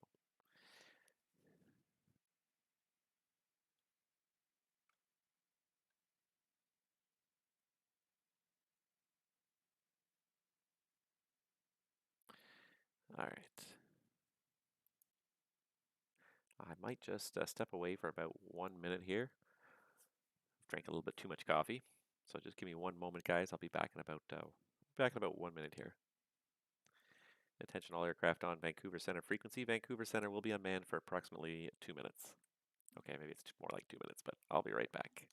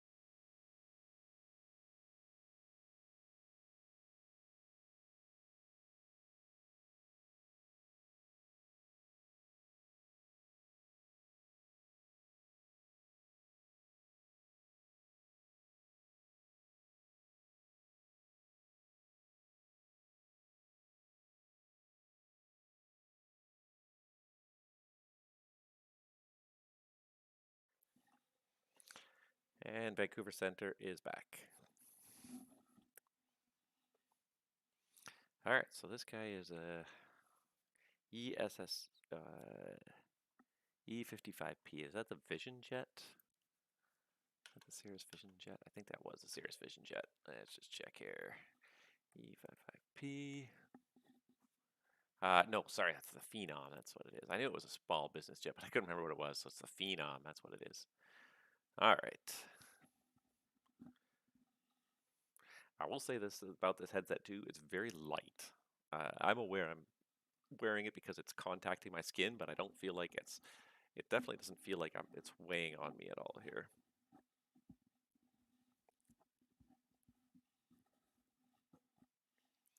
very nice. It's very light contact, but it does make a pretty good seal. I don't feel like I'm hearing a whole lot of outside noise while I'm wearing it, which is kind of nice. Let's just check and scan the ground again here. Yeah, no, Air Canada 240 hasn't started his push yet. Nope, nobody's pushing. All right, then this guy. So the Phenom, or the sorry, the Phenom here. It's just routing in here. He's going to Bimbo, and then yep, okay, pretty typical. And he should have filed the booth and Connect 5. Yep, he's on the Connect 5. Perfect. Yeah, unfortunately, not a whole lot going on right now, but a few minutes we're going to start some descents and maybe we'll get some traffic departing at the same time. It might actually get a little bit busy here for a few minutes.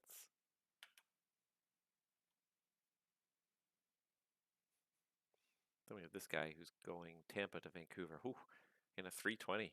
Oh, as I recall, that's a little bit tight on the fuel. The 320 has trouble doing more than about 4.5 to 5 hours unless you really bring the cost index back low. I found that like going from Toronto to Vancouver in the 320, I found that you were stretching the fuel a little bit. You couldn't have a very far alternate, that's for sure.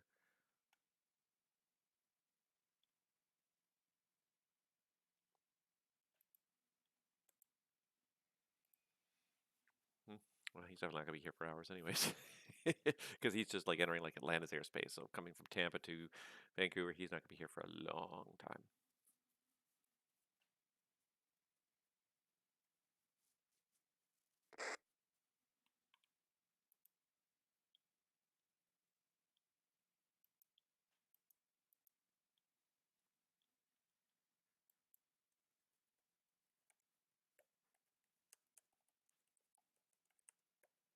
All right.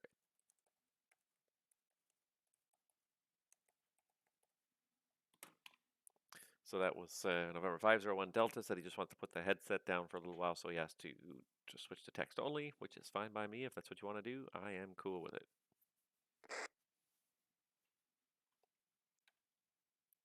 I often do that when I'm en route for a little while, especially if I have to kind of step away for any length of time. Or even if even not just stepping away, but even just sort of, being in the same room, but being distracted doing something else on the computer while I'm flying, or maybe, tidying up or something like that while I'm flying, even if I'm in the same room, I find I don't listen as well. So that text is nice because it does when it pings you when you get a message directed to you within vPilot. So it's a good little kind of prompt. I thought I gave this guy the departure here. I'm just looking. 26 left. Vancouver 1. Golf Delta Foxtrot Bravo Vancouver. Information in Vancouver is Lima. Runway 26 right for arrivals. Did you want the left side?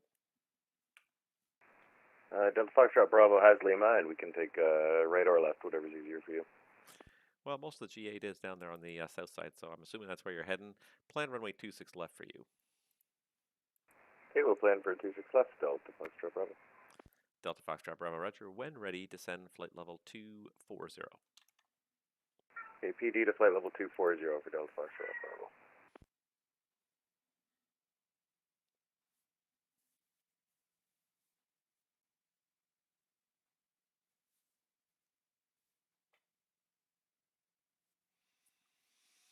I wonder if this 501 Delta is even going to reach 280 before he has to start down again.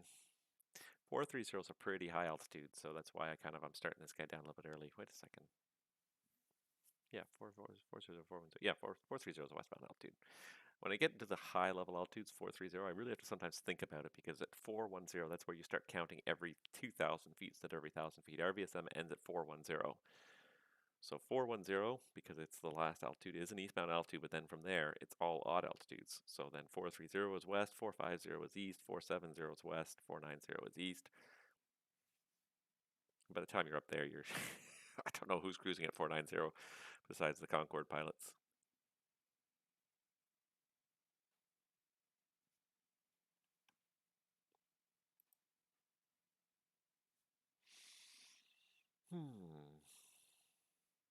Definitely not the busiest sector on Vatsim. I don't know how many planes are in Boston Center right now. Yeah, 1, 2, 3, 4, 5, 6, 7. Probably about 7 airplanes in Boston Center. So even Boston Center on a slow day has got more traffic than we do.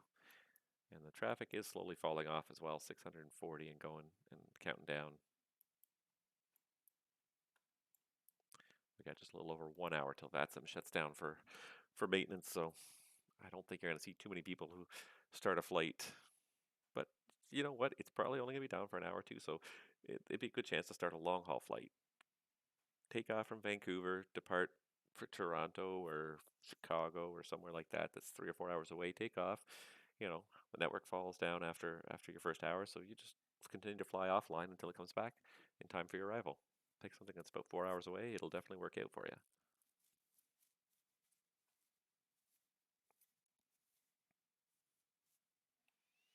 Everybody's going to be going for the left side at this point now. It's going to be a busy runway down there. Because these are all GA airplanes, so they're all probably going to want to go to that left side and head to the GA area, which is all down here, the south corner. There's really not too much else at Vancouver.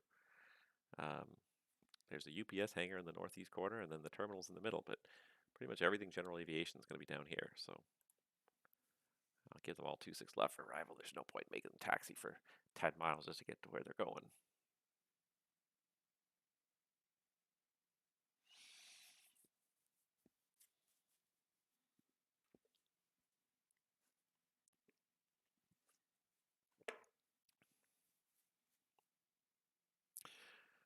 So if anybody has any other questions about Vatsim or VatCan, feel free to ask right now. It's kind of quiet right now.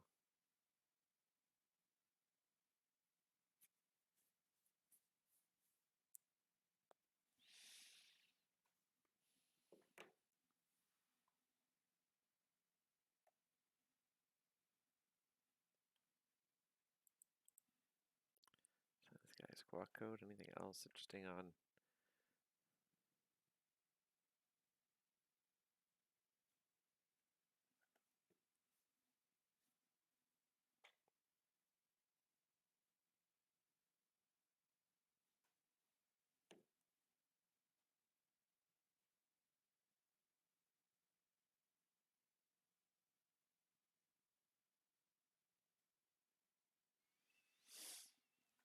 So the wrap up from Flight Sim Expo 2021. Vancouver Control, radio taxi, Air Canada 240. Air Canada 240 Vancouver, runway 26 left. Information is Lima, the altimeter 299.5. Taxi Juliet, Hotel Delta. Hold short at 26 left and advise ready. Proceed to taxi via to runway 26 left. We have information Lima, altimeter 2995. Then we taxi via Juliet, Hotel Delta, hold short 26 left, and we'll report ready for departure. Air Canada 240. Roger. Yeah, 700 people attended over the course of the weekend, which seems to... Good afternoon, Vancouver Sam. This is Air Canada 222. Air Canada 222 Vancouver, good afternoon. Good afternoon, sir. This is Air Canada 222. It's a Airbus 320 Nero. We're at gate 83 today. We do have information Lima, and in the box we have 29905. We request today, sir, IFR to Vancouver. Or Calgary. We're here. Yeah, you already made it. You're done. All right. Canada 222. You're cleared to Calgary via the Vancouver 1 departure. Radar vectors to... Sorry, wrong flight plan. Add 6 and flight plan route. Departure runway today is 26 left and squawk code 0734. Should have this up and ready to go. Okay, we hope we have this. It will be the Vancouver 1 departure, and you're going to give us radar vectors to our flight plan. Request runway 26 left. We're going to throw in the box today 0734, Air Canada 22. Air Canada 222, your readback is all correct. Information Lima is still current in Vancouver. Push back and start up at your discretion and call when you're ready for taxi. We will call when ready to taxi, sir. Air Canada 222. There we go, getting a little bit of life on the ground here. Nice. Surprised DFB hasn't started down. He's going to start down in a minute. Yeah, so anyways, I was looking over this, and 700 people attended Flight Sim Expo, which is pretty good attendance considering everything that's going on in the world right now. You know, something that I wanted to do, but I definitely would not feel comfortable going into a large environment with a high number of unknown people at this point, especially just for a hobby. You know, if it's work related and you're actually doing something, yeah. But at this point, very I still would be very leery. I would like to go, but it's not something I'm comfortable with yet. I think we're all gonna have that comfort threshold. It's gonna be different for different people where we feel comfortable about going out in public again to events such as this. It's gonna be a while before some people are pretty happy to double vaccinate right away. It's like, yep, I'm ready to do it. Let's bring it on. Other people gonna probably be a lot longer before they feel up to getting online, up to getting not online, but in person again.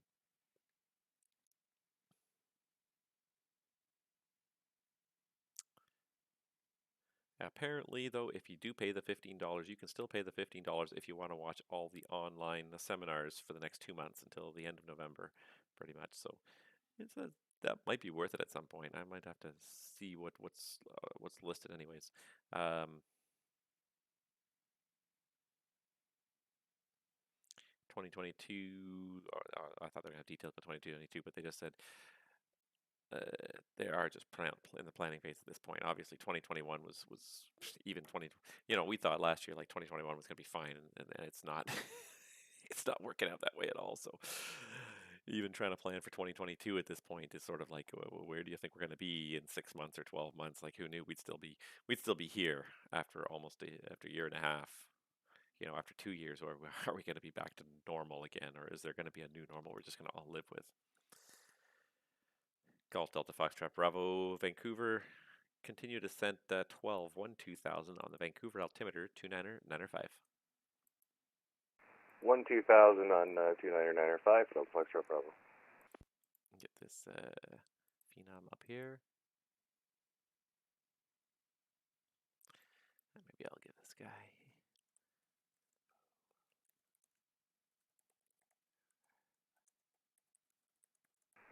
Good afternoon, Vancouver Center, November 788 Delta Charlie, flight level 40 for 430.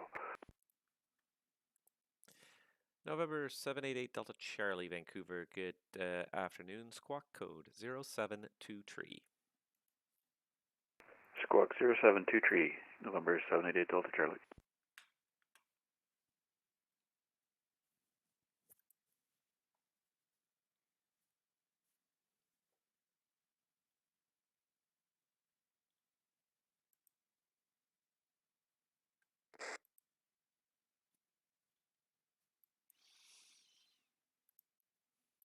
November 788 Delta Charlie, Vancouver. Thank you. Identified climbing through 410. Maintain flight level 430. Maintain 430, 8 Delta Charlie.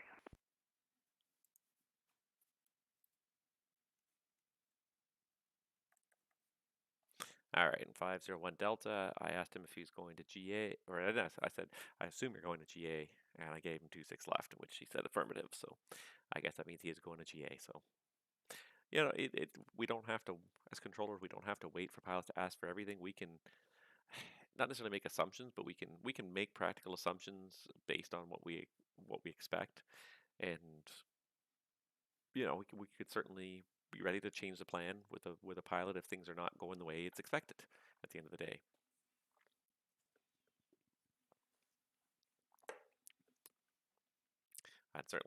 I would expect any pilot to communicate whatever their needs are with me. So if they do need something specific and different, then just say so.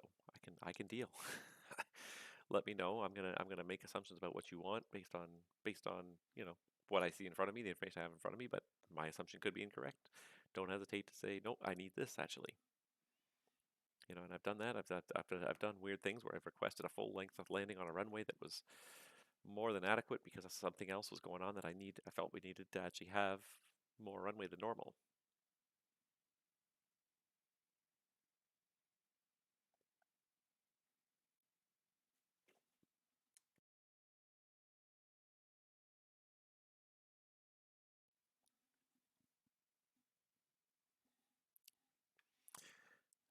Still quiet here though. I could still handle twice as many airplanes and not be too flustered by it, but we're getting there. I wonder if the pace of departures will keep up or not with 1 more hour to go until the network shuts down. We'll see. I'm surprised because this guy flew right in, so I'm surprised he's not turned around already and asking to go back. He's flying in what is he flying at 320? Yeah, yeah. You normally expect to turn that airplane in about 40 minutes, maybe 45 minutes. Has it been that long? I feel like he landed longer ago than that, but Air Canada 240 Vancouver, contact me once you're airborne. The wind's 260 at 5. Clear for takeoff, runway 26 left.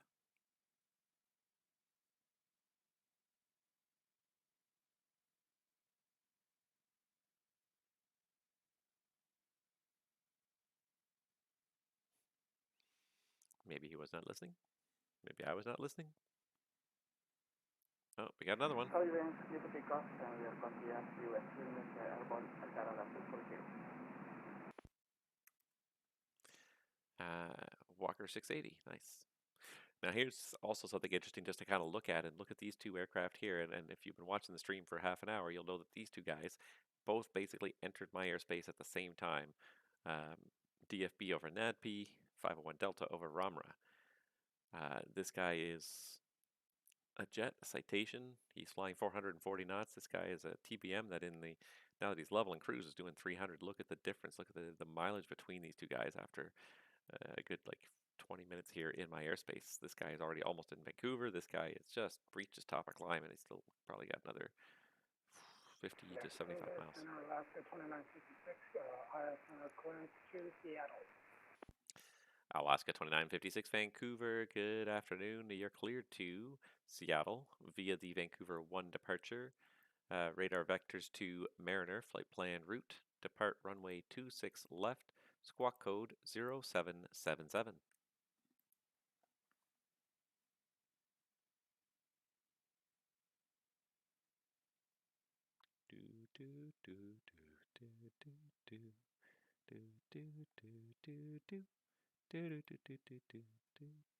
Clear to Seattle Airport, then via the Vancouver Airport and filed.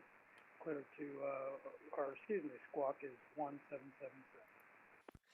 And Alaska 2956, the squawk code is 0777, and you're cleared via the Vancouver 1 departure and vectors to Mariner.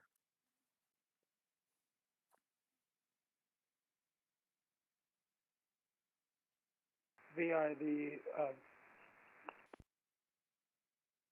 Vancouver 1 departure, then filed to Mariner, and then squawk is 0777. Alaska 2956, thank you. The readback is correct. Information Lima's current. Pushback startup at your discretion and call me when you're ready for taxi.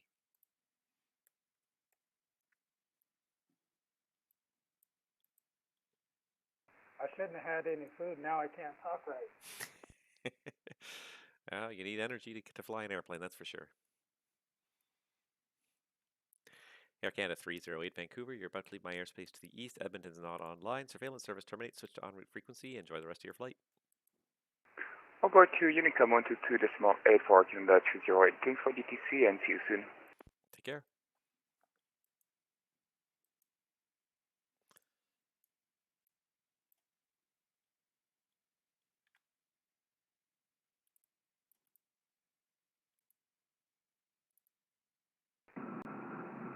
Control airborne Air Canada 240. Air Canada 240, say passing altitude. At this moment, passing 2,500 feet, Air Canada 240. Air Canada 240, thank you. Identified. Climb 16,000. Climb 16,000, Air Canada 240. Now, I could turn him the quick and easy way to the north, but there's lots of high terrain there, so I gotta be careful about turning him to the north too soon. I gotta make sure he's gonna make it over the terrain before I turn him in that direction.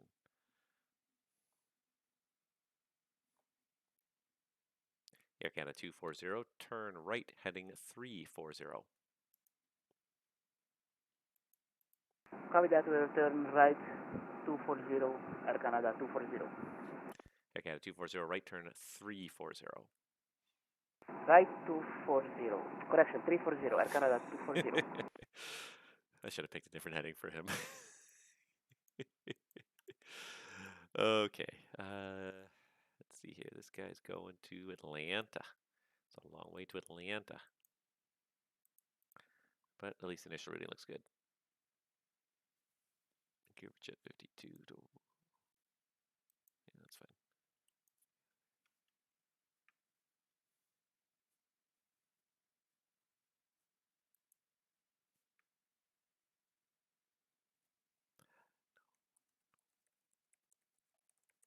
Vancouver Center, Air Canada 222, ready to taxi to runway 26 left.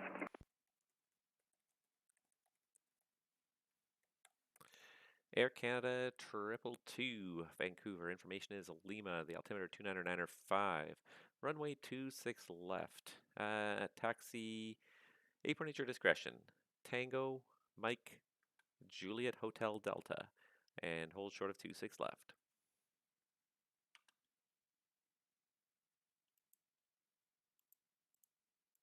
Okay, it'll be our discretion on the apron there, sir. It will be Tango, Mike.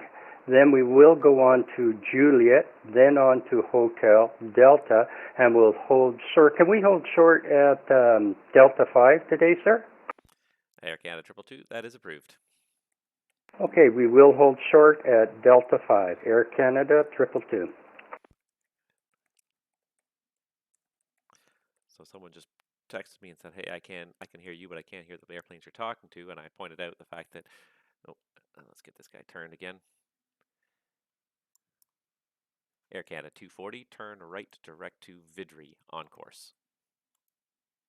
Will turn right direct to V3 on course, Air Canada 240. Delta Foxtrot Bravo, descend 9,000. 9,000 for Delta Foxtrot Bravo.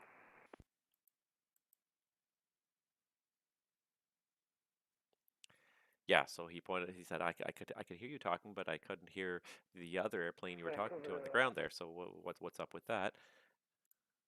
Sorry, last call for Vancouver, say again? Vancouver, Alaska 2956, ready for taxi. Alaska 2956, Vancouver. The information is Lima, runway 26 left, and the altimeter 299.5. Taxi, apron at your discretion. Juliet Hotel Delta to hold short of 26 left. Apron my discretion, then Juliet Hotel, and then hold short 26 left, Alaska 2956. Alaska 2956, yeah, that's all correct. It's Juliet Hotel Delta. Juliet Hotel Delta, Alaska 2956. Gotcha. He may have said it correctly, but I may have cut him off too. Air Canada 240, continue climb, flight level 370.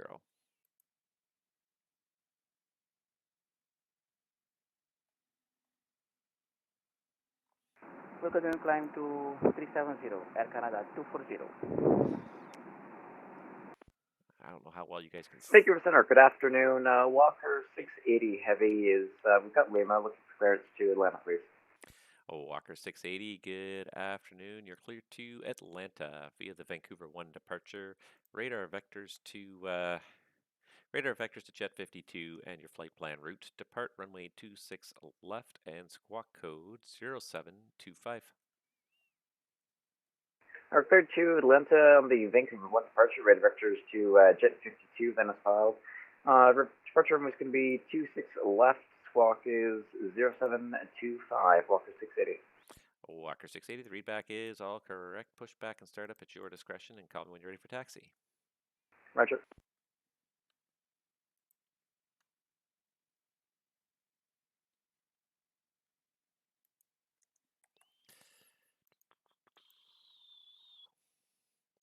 November 788 Delta Charlie Vancouver. Information Vancouver is Lima. I assume you're going with general aviation, so you can plan runway 26 left for arrival. Vancouver Center, we have Lima on board, and yes, we're set up for 26 left for general aviation. Thank you. Roger.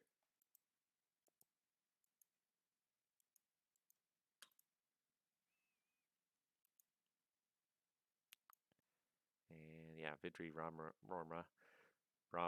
is pretty much a straight through for this guy, so no change there, really.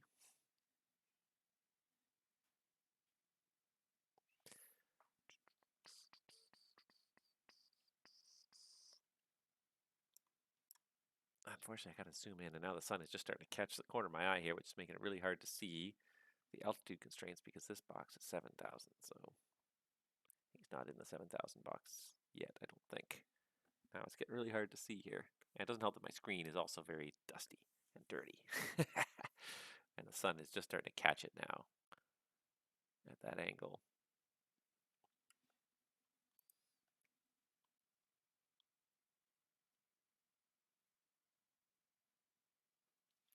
Delta Foxtrot Bravo descend 7,000.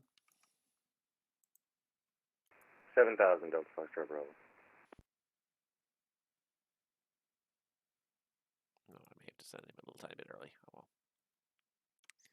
Okay, so there goes that guy, there goes that guy. Now it's starting to get a little more interesting, but yeah, now the sun is really catching by the corner of my eye, so I am going to just step away and just pull the shade, just a shade.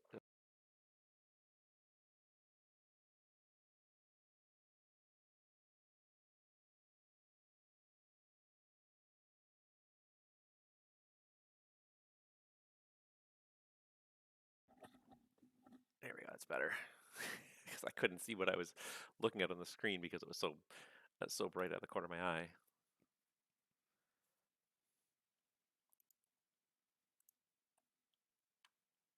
All right, so now it's going to start to get a little bit interesting, and a lot of stuff is going to sort of happen all sort of at the same time here.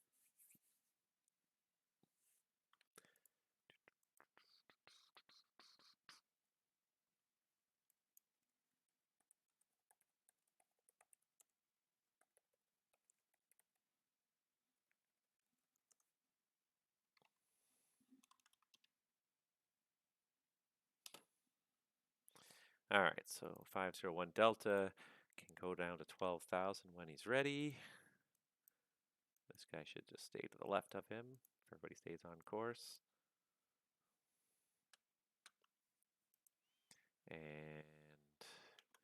yeah, I don't think he's going to want the fit to have arrival. I think he'd rather do the Canuck if he's able.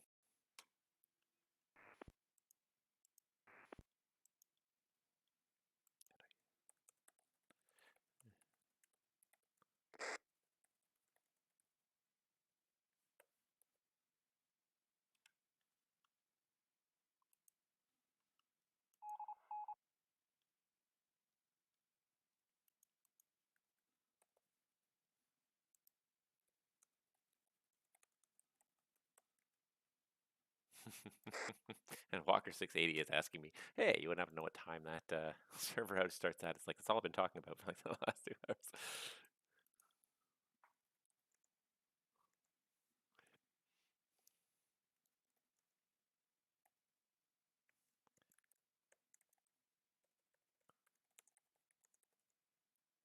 Vancouver Center, Alaska 2956, holding short, 26 left. Alaska 2956, Vancouver. Contact me once you're airborne. The wind's 260 at Fife. Clear for takeoff. Runway 26 left. 26 left, clear for takeoff, Alaska 2956.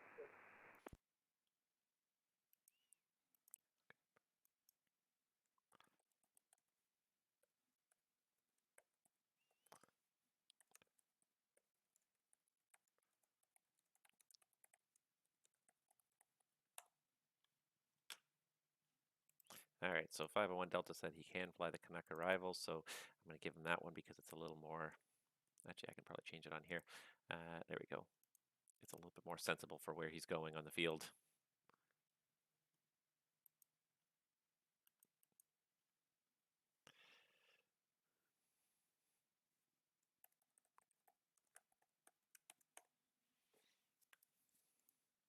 November 788 Delta Charlie Vancouver. When ready, descend flight level 240. When ready, down to 240. Thank you, November 788 Delta Charlie. Delta Foxtrot Bravo, descend 5,000. 5,000 for Delta Foxtrot Bravo.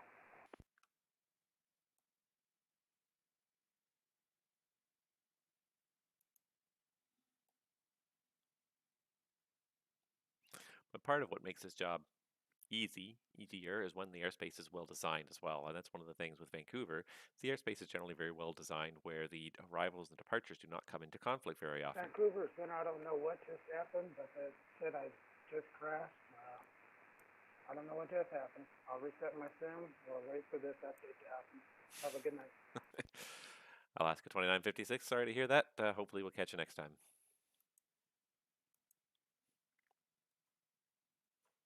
Well, we had one. We lost one. We lose way too many airplanes that way due to crashes. Oh, mercy.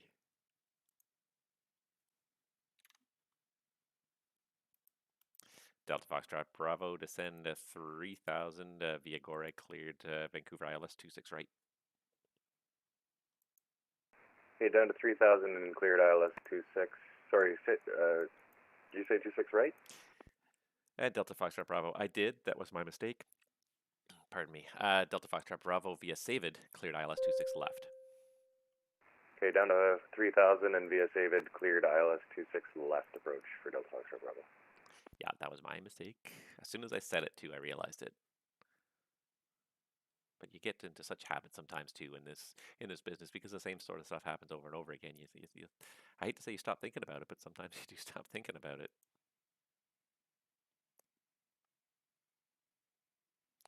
All right, so he's fine. He's already climbed to this guy's altitude, so I don't even need to worry about them being a conflict at all. The biggest conflict that could come up is this guy catching this guy. Let's see how it's looking here. Yeah, even then, it's TPM is so far in the lead. I don't think it's going to be much of an issue. All right, so he's rolling on to final here.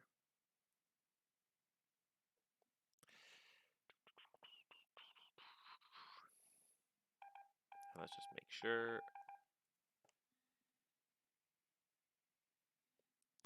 Air Canada 222 Vancouver, are you ready? Yeah, we can go. We can do a rolling start. Air Canada 222. Air Canada 222, contact once you're airborne. The wind's now 230 at 3. Clear for takeoff, 26 left. Clear to takeoff, 26 left, Air Canada 222. We'll call you when airborne. Sure. Should be plenty of time for this guy to get airborne. He strikes me as being maybe not a novice, but definitely not an expert. So maybe not totally, maybe not the fastest to get rolling, but I think he's got plenty of time here to get going before this citation.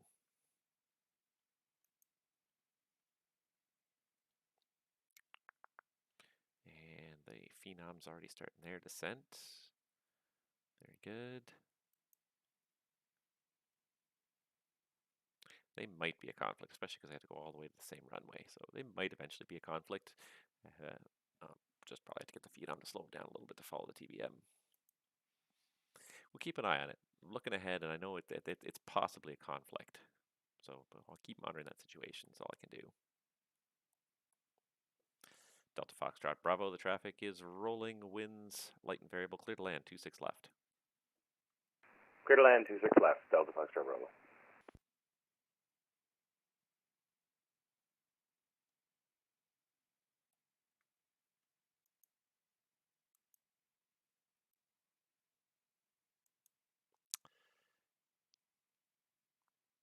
He's turning, but he's not turning the right way. So I wonder if he's really turning, or if he's. I think he started to turn, and he saw it, and he caught it. I think he caught it. Air Canada 222, passing 1700 for 7,000. Air Canada 222 Vancouver, thank you. Identified, climb 16,000.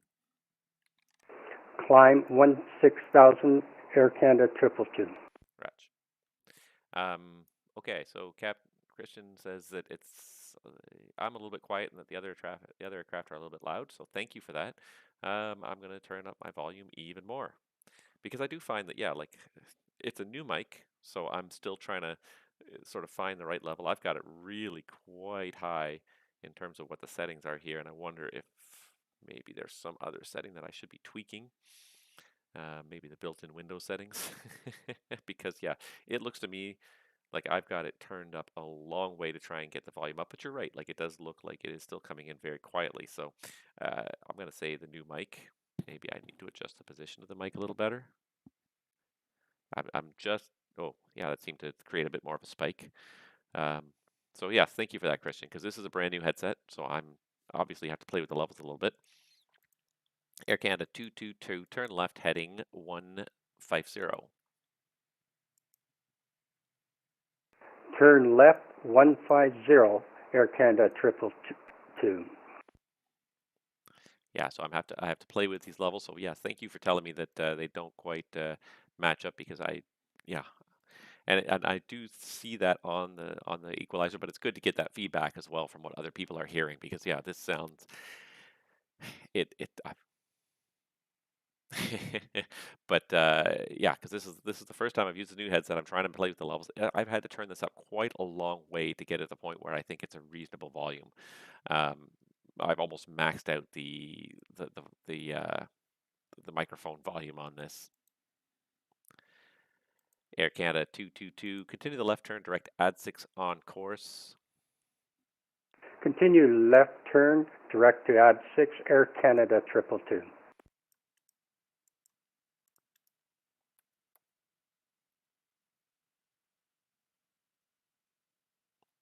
November 788 Delta Charlie. Continue descent 13, 13,000. The Vancouver altimeter to 905. Continue descent to 13, 13,000 and to 905, November 788 Delta Charlie. And I should be watching these, but I'm always looking at the screen. I always find I'm looking at the screen. I find I'm always looking at the scope and not my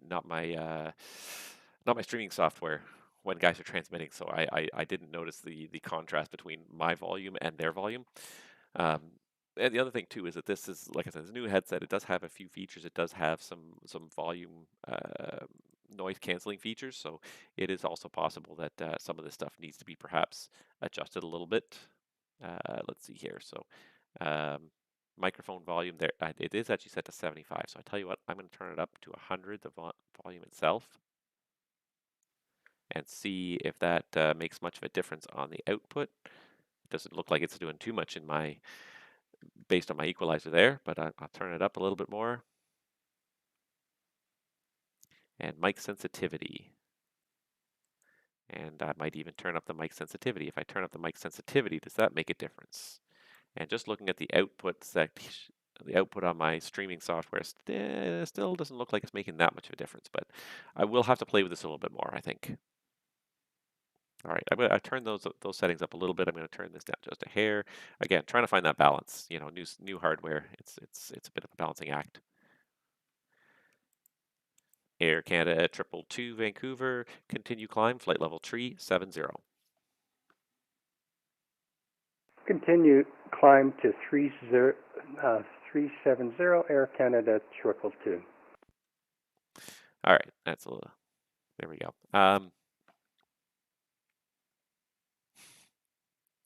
Well, I mean, and as long as it's as much as anything, it's mostly about the balance between the two. Because you're right, I want them to sound about the same. I want it to sound like I want to sound like we're about the same volume, but we are like it is two different audio sources. Um, what I'm transmitting, it's also just directly going into the streaming software from this microphone, so that's a different volume than the output from the Vatsim software. So, yeah, I appreciate that feedback. Okay, perfect. So I'll leave the levels kind of where they are right now, but I will probably play with my mic a little bit because, like I said, it's new headset.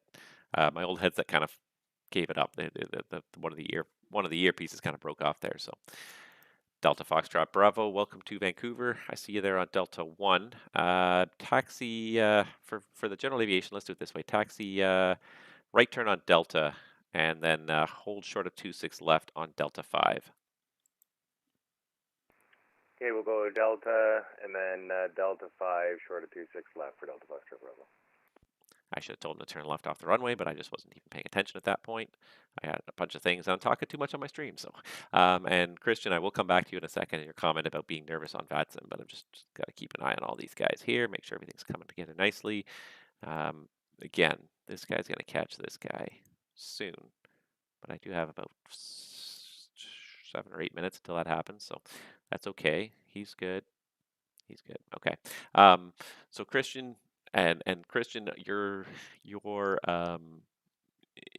statement there about being scared to get on Vatsim, it's a pretty common statement. I see a lot on my videos, which I, I take it as a little bit of a compliment in a way, that those of us who do participate in Vatsim try to keep it fairly realistic.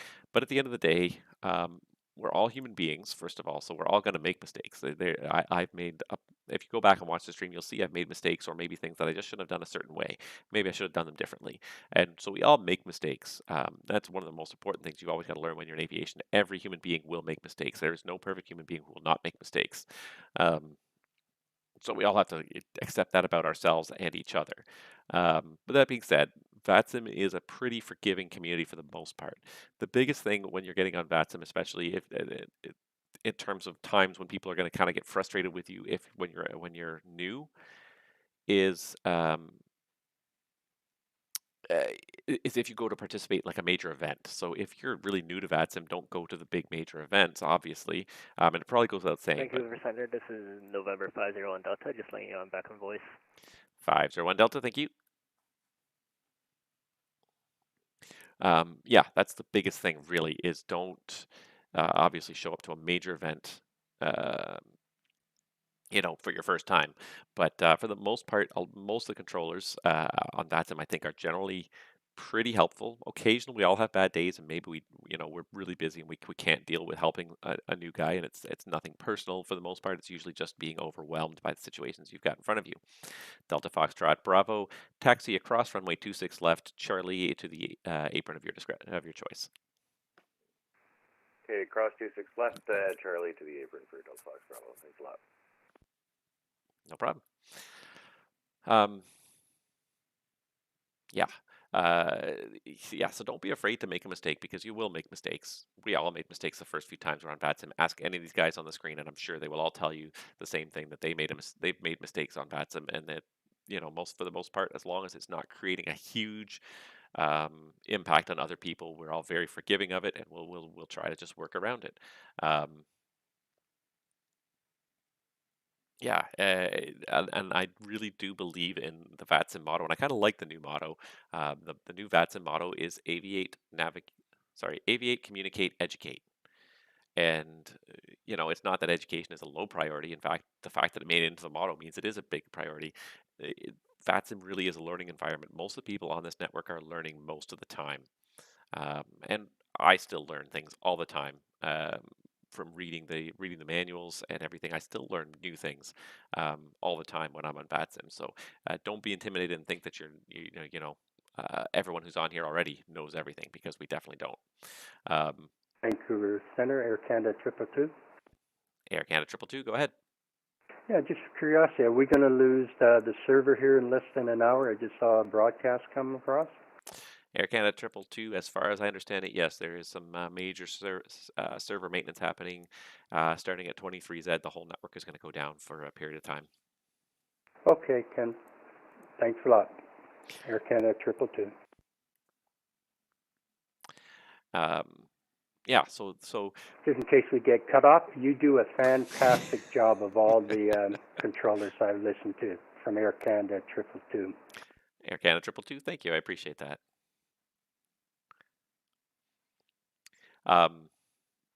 Yeah, so when you go do your first time on VATSIM, definitely go and try and pick one of those quieter days.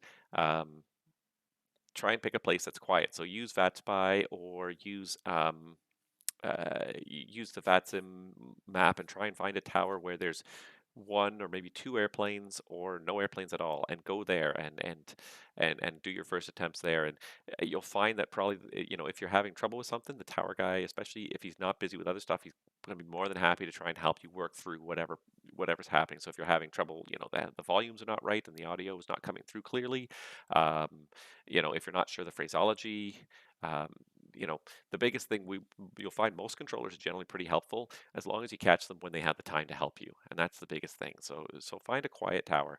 I'll make a recommendation. It's a little bit of a shameless plug, so I'll say right now it's a shameless plug. I do work here in Vancouver, but the first and third Tuesday of the month we have what we call 1200 Tuesdays, which is VFR. Basically, we encourage VFR flying just around the Vancouver area. There are 6 control tower airports around Vancouver, so we'll staff up at least a couple of them every Tuesday, and just to help sort of VFR guys flying around and encourage people to fly around VFR. So you could definitely come by on one of those. The next one will be the first Tuesday of October, which I think is the 4th or something like that. Where's my calendar here? I guess it's the 5th. That'll be the next 1200 Tuesday, so we'll just have the tower staffed up. We don't usually get a whole lot of traffic, so it won't be really super busy. So if you're kind of taking some time on the frequency and you need a little bit of help, there'll probably be a quiet tower that'll definitely be able to help you out. November 501 Delta, descend 9,000.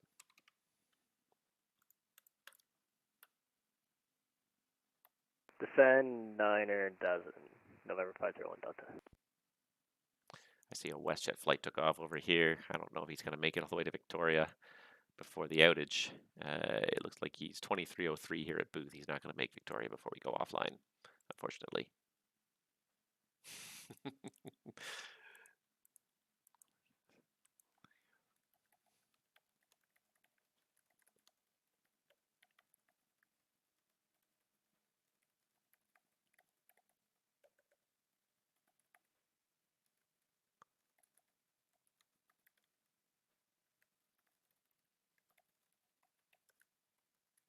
In order to do this, but Walker 680's got to go back to the gate.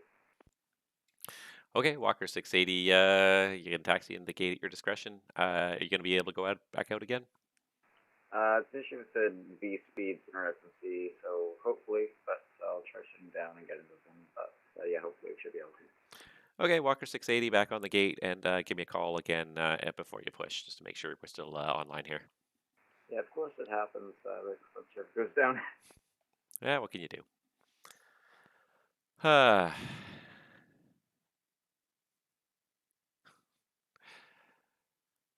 please say again. It's first and third Tuesday, so we didn't quite have the energy we thought to put in every Tuesday, so we're doing first Delta and third. Foxtrot Bravo shut down at the gate. Thanks for the coverage, Rob. It was good to talk to you again. Delta Foxtrot Bravo, no problem. Have yourself a good night. Hopefully we'll see you again next time.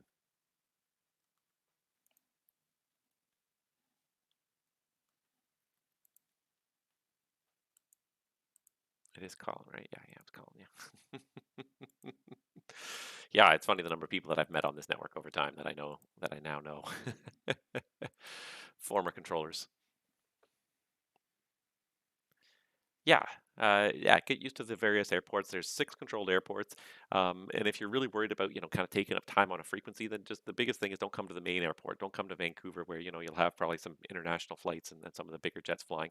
Just go to one of the smaller ones. We'll staff up probably Victoria, Abbotsford, and maybe Boundary Bay or Pitmotos or Langley. Some of the other smaller airports. It's a good chance to just get in there, just do some circuits, and that's really all you should probably do the first time you get on Vatsim. Just do circuits. Just get out there. Just do circuits.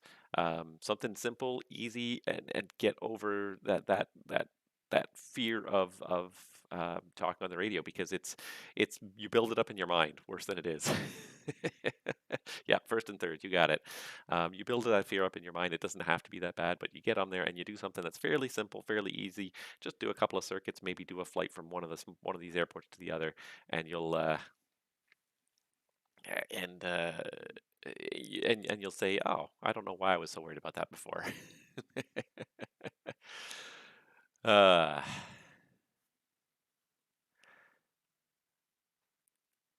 let's see here. What do we got here? Okay, this guy's he's got to go here before he goes to 7,000. So, yeah, we've been trying to push it as kind of not necessarily VFR training night, but just that gives us one more reason to kind of have people online. And yeah, so anyways, not really all that busy still. I could definitely deal with twice as many airplanes. I wouldn't be able to answer questions, certainly, if I had twice as many airplanes, but I do enjoy a good busy evening.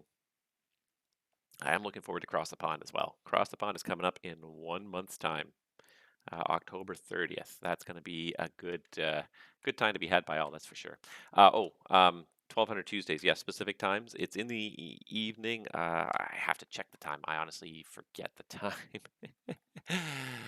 It should be posted on the vatcan.ca website, and also on our Discord.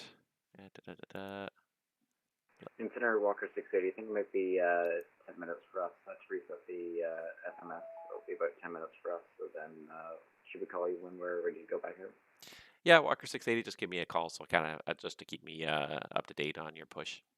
They'll give you a call.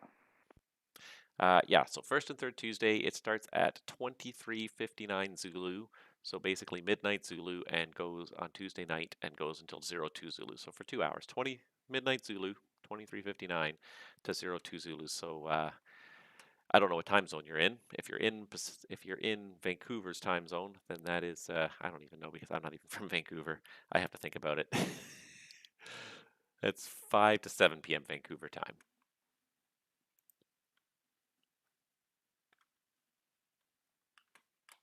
Yeah, I have to think about it sometimes. That's okay. It's not that busy. I definitely don't need that much focus right now. I need a little bit, but not too bad. 788 Delta Charlie, descend 11,000. Down to 11,000, November 788 Delta Charlie. Yeah, I don't think Delta Charlie's really going to catch this TPM. November 501 Delta, descend 7,000. Eastern time, then you'd be 8 till 10 p.m. Eastern time. Descend 7,000, November 501 Delta. All right, so Walker's back at the gate. I got this WestJet. WestJet 185 Vancouver, are you up?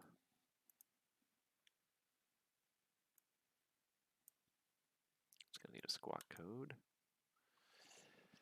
Yeah, I encourage people to get on Vatsim because a lot of people do. They stay off Vatsim for a long time because they're worried about it. And yes, it can be tough. And when it's busy, absolutely. Cross the Pond is going to be great. I'm looking forward to that. I don't know where I will be, but I will live stream it when I do get it. I don't think they've announced the airport selections yet. It looks like voting is closed. I just go into the Cross the Pond website, and it appears to be closed to voting. So the airport voting is done. They haven't, I don't think, formally announced the airports yet. So Vancouver Center, Air Canada 222. Air Canada 222, Vancouver, go ahead. I've got an aircraft. Do we have anything in front coming at us? Air Canada 222, I have nothing on my radar, so it must be in the sim itself. Roger, Air Canada 222. Problems you don't have in the real world. Yeah, Cross the Pond, Saturday, October 30th. If you're a rookie, don't log on for that. The volume of traffic means the controllers have to be extremely focused on what they're doing, and they don't have time to answer questions. And we always love to have new people, but those kind of events are when we can't deal with new people, just because we have so much volume of traffic to handle. But outside of that, most of the time, Vatsim's quiet enough. We can often handle these things. Stay away from the CTPs, any kind of published event. Stay away from Friday Night Ops in the US. Stay away from those ones when you're new. Just get a feel for Vatsim, what it's like talking on the radio. Work your way up to it. The events definitely should be the intimidating part, but Vatsim in general doesn't have to be intimidating. Vatsim in general, it's a pretty friendly network for the most part. There's always exceptions to that rule, and I don't understand why, but because it doesn't have to be. November 501 Delta, descend 5,000.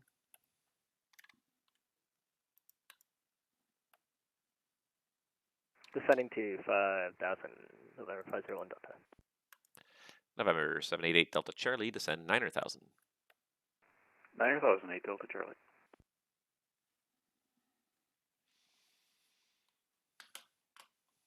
Yeah, so I will definitely be streaming for Cross the Pond. I don't know where I'll be streaming. If Vancouver gets it, for sure, then I'll be streaming Vancouver. If Vancouver doesn't get it, I'll be streaming somewhere else in Canada, wherever my skills can best be served. Hi, I'm an air traffic controller in the Caribbean, interested in getting into Vatsim. How do I get signed up? Ashfield, welcome to Vatsim. The very first thing you got to do is get yourself a Vatsim ID. So you have to have a network ID first of all to be a pilot or a controller on the network. So you go to vatsim.net.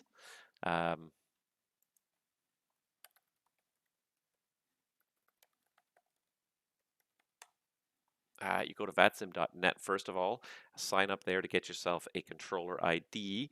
It takes anywhere from 24 to 48 hours for it to get percolated through the whole network and activated on the whole network. There's an exam you have to pass to get your network access activated. It's a very basic exam. It just explains kind of some of the rules of VATSIM, like has a pilot where you should and shouldn't lock in. Just some very basic rules of the road. And then once you've done that, if you want to become a controller, then you have to pick where you want to be a controller and apply to that particular division. So if you want to be a controller in the Caribbean, then you'll need to apply to VATCAR, which is the Caribbean division of VATSIM. You'll have to find their website. I don't have it offhand. November 501 Delta, descend 3000 at Savid. You're clear the ILS 26 left. Data 3000 cleared for ILS 26 left. November 501 Delta. Roger. So if you're interested in the Caribbean, search for VATCAR anyways. I can search for it really quick here and post the link, but I don't know what it is. I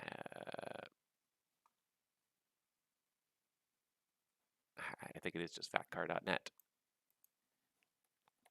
Center Walker 680 heavy. We're at gate 69, ready to we're ready to push out again. Walker 680, thank you. Push back at your discretion and call ready for taxi. Our discretion, thanks, Walker 680.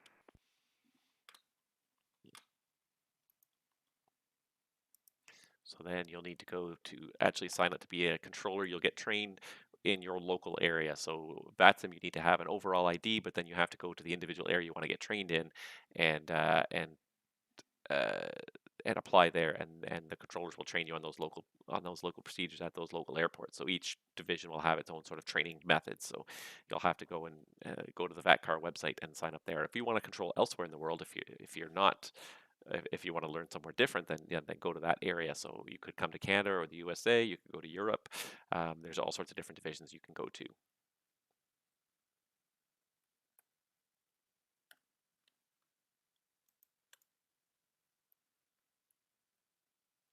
Air Canada 240 Vancouver, you're leaving my airspace to the east. Edmonton's not online. Surveillance service terminates. Switch to the en route frequency. Have yourself a good rest of flight to Edmonton. Over to advisory. Thank you for excellent service. Have a good evening.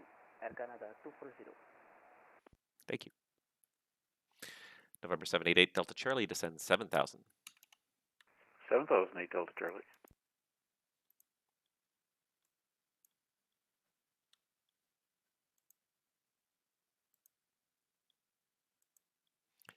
And November 501 Delta, if you can keep 160 or faster to the Vancouver NDB for me, please. 160 knots or greater to Vancouver, and 501 Delta. Oh, WestJet's a text only.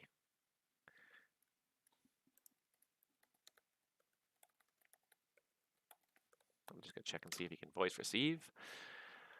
So Ashfield, wants to get started as a controller.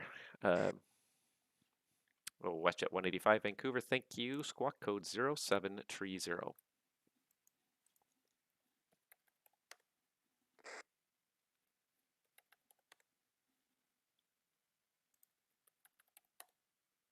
There we go. Victoria weather.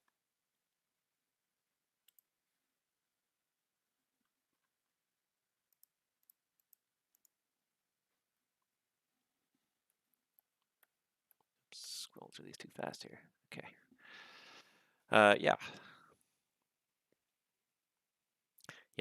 It used to be that VATSIM didn't even need any kind of, to become a member of VATSIM, you didn't need to take any kind of test, and people were sort of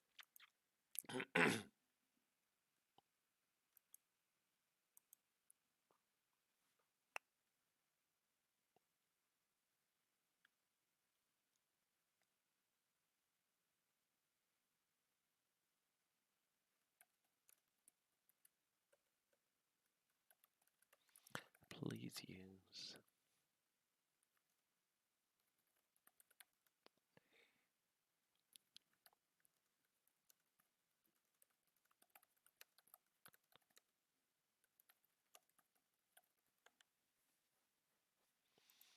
November 788 Delta Charlie, descend 5,000. 5,008 Delta Charlie, thank you. November 501 Delta, winds in Vancouver, light and variable, clear to land, 26 left. Clear to land, 26 left, November 501 Delta. WestJet 185, identified, flight level 380, welcome.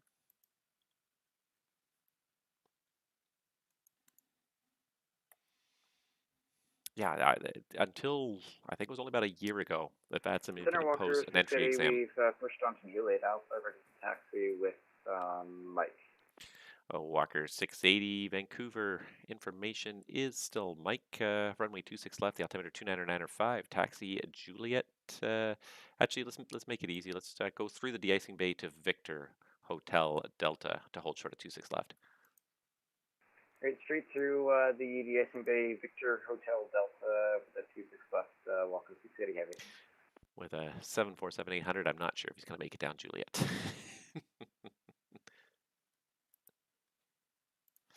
All right, so we got someone on the ground at Pitt Meadows, apparently. So I got to pull up the Pitt Meadows chart here. I should have a ground view of Pitt Meadows, but I just had to pull it up because I don't get a lot of traffic at Pitt Meadows, to be honest. There he is. Yep, there he is. Didn't even see him because he didn't have a flight plan filed. Well, WestJet 185, for your planning purposes, it'll be runway 27 in Victoria. At this point, I would expect the network is going to go down before your arrival into Victoria, but I'll keep you on here as long as I can.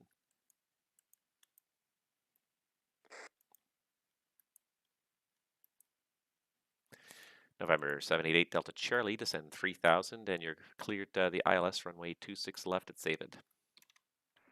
Down to 3,000 and cleared the ILS 26 left at Savid. November 788 Delta Charlie.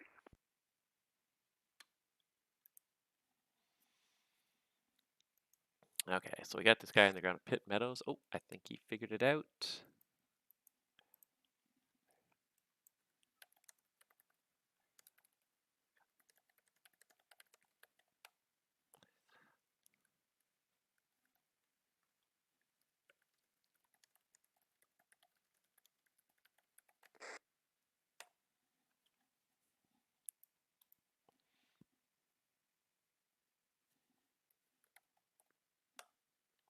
Pretty sure we don't get a METAR. Pitt Meadows, no, we just use the Vancouver METAR.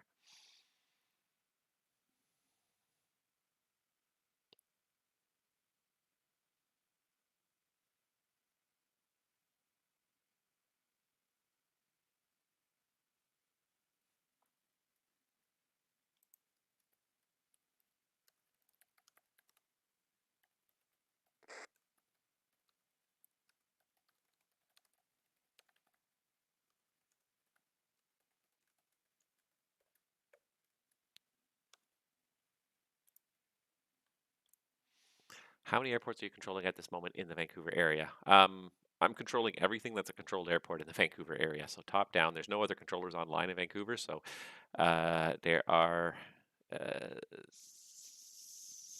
8 controlled airports in the entire Vancouver flight information region. 6 of them in the Metro Vancouver area, plus also Kelowna and Prince George. So I'm controlling any aircraft that are at that are operating at those airports, as well as all the airspace of Vancouver here.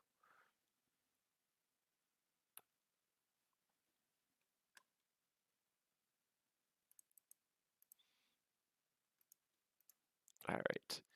And November 501 Delta, welcome to Vancouver. I check you're exiting on Alpha 2, taxi Alpha back to the apron. Have yourself a good night.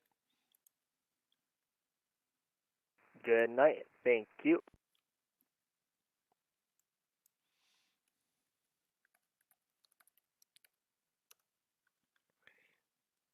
I don't have that. I don't have the information right in front of me, and there's not a runway number. I'm very not familiar with Pitt Meadows because we never get much traffic at Pitt Meadows. It is 26, is it not? Yeah, it is 26. Okay.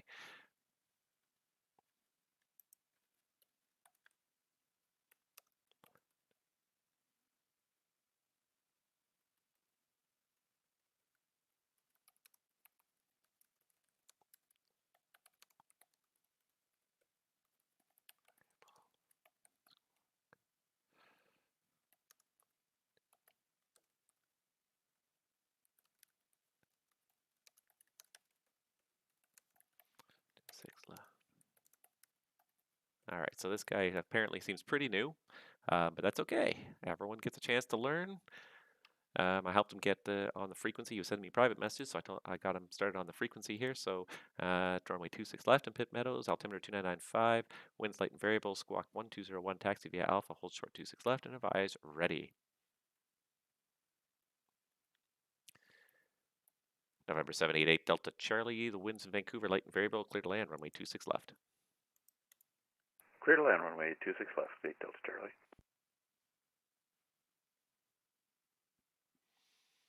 And we got another Air Canada on the ground in Vancouver here, so we are looking for Air Canada's 562. He's going to San Francisco.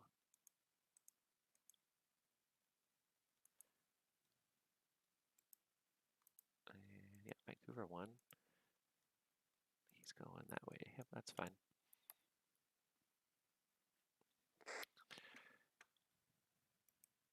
All right, so squawk 1201, taxi via Alpha, hold short 26 left is FGM man. Perfect. So he's a Cessna. I don't know if he's a Cessna 152 or 172, but anyways, I'm going to put him down as Cessna 172.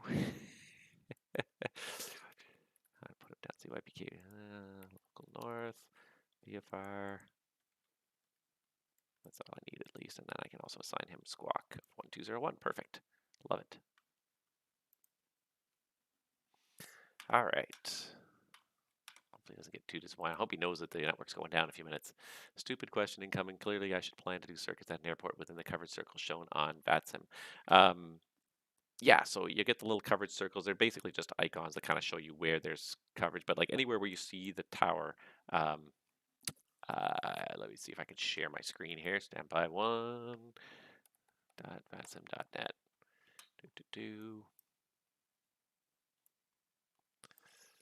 So what you're really looking for, okay, so I can show you on the screen here. Give me 1 second. Let me switch this over. So what you're looking for, there we go, is so something like this. So you got a whole bunch of different people online like this, and you've got these white areas, which are the en route control centers that are online. So like I'm online over here in Vancouver. But what you'll be looking for is you'll be looking for something like this, not necessarily the circles, but the T is for tower, G for ground, A is for an A distance online. So T for tower is kind of what you're looking for. These circles are like a radar control, so they're kind of controlling multiple airports at once. They may be busier. You really want to find somewhere where there's a tower that's online that's just dealing with just that airport. Radar control just often deals with multiple airports, so they can get busy pretty quickly.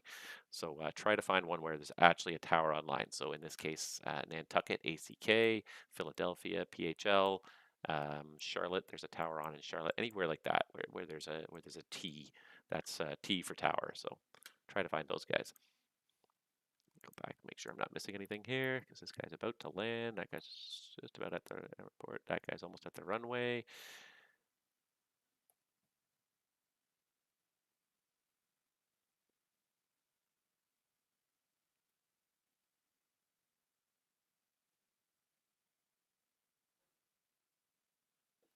Should probably start typing out my.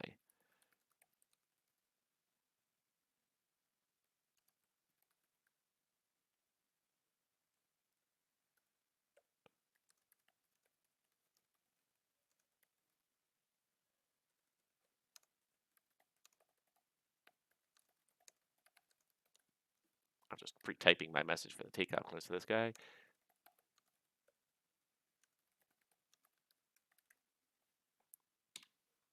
There's nobody else around there, so he can take off now if he wants.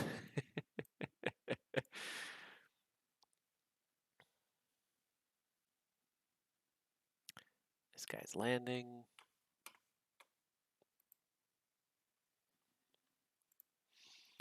November 788 Delta Charlie, welcome to Vancouver. Left turn on Echo if you got it there.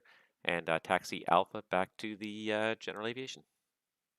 Left turn on Echo, yes we can. Clear of 26 left and Alpha back to GA. Thanks for ATC, good job. Thank you for coming.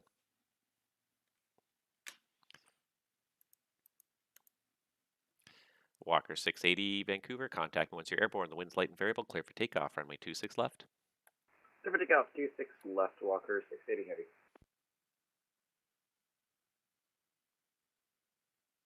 We got about 10 minutes to go still here.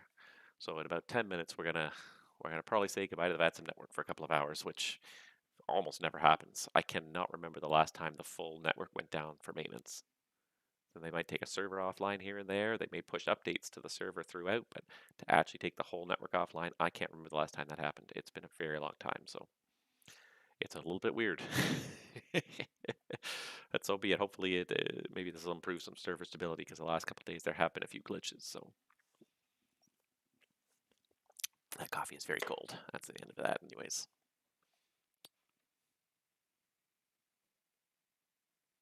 Right. Hello, Vancouver.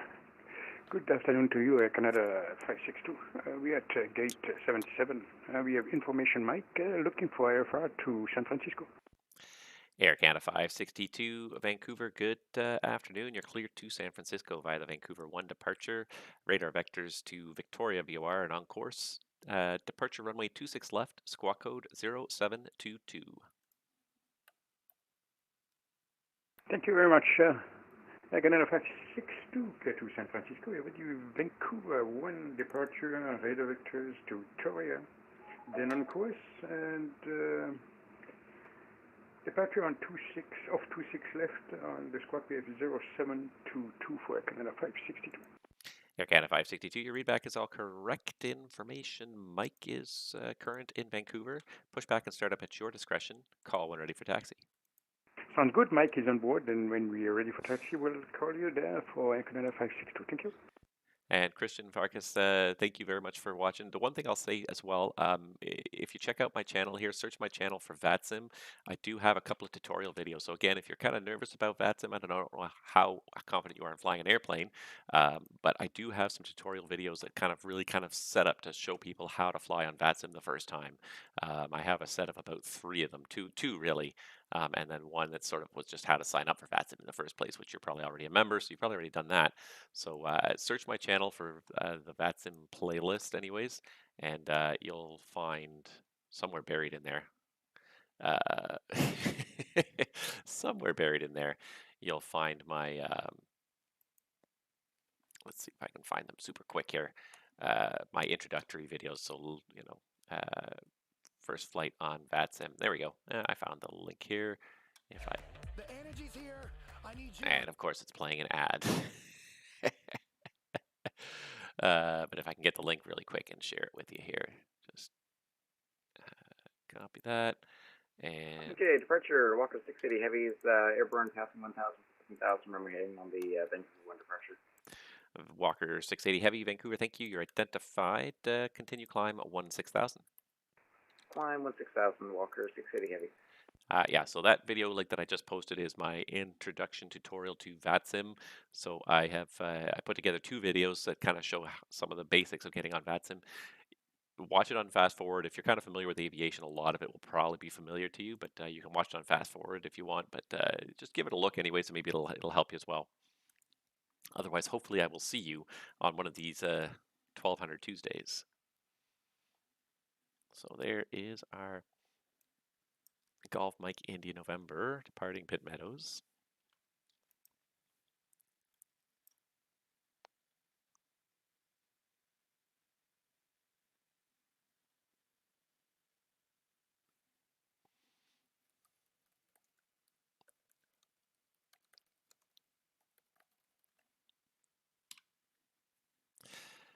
All right.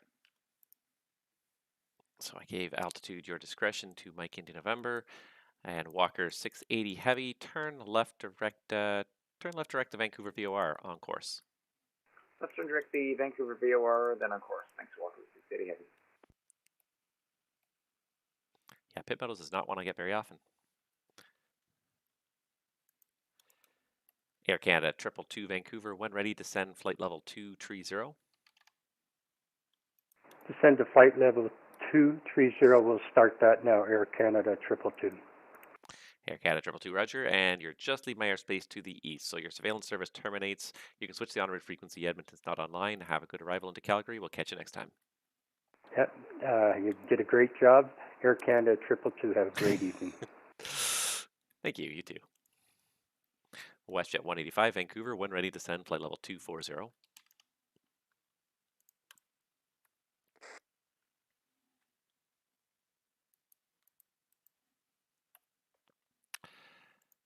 Walker 680, continue climb flight level 370. Continue up to flight level 370, Walker 680, everything. And attention all aircraft on Vancouver Center. As I understand it, the Vatsim network will be going offline in about 5 minutes.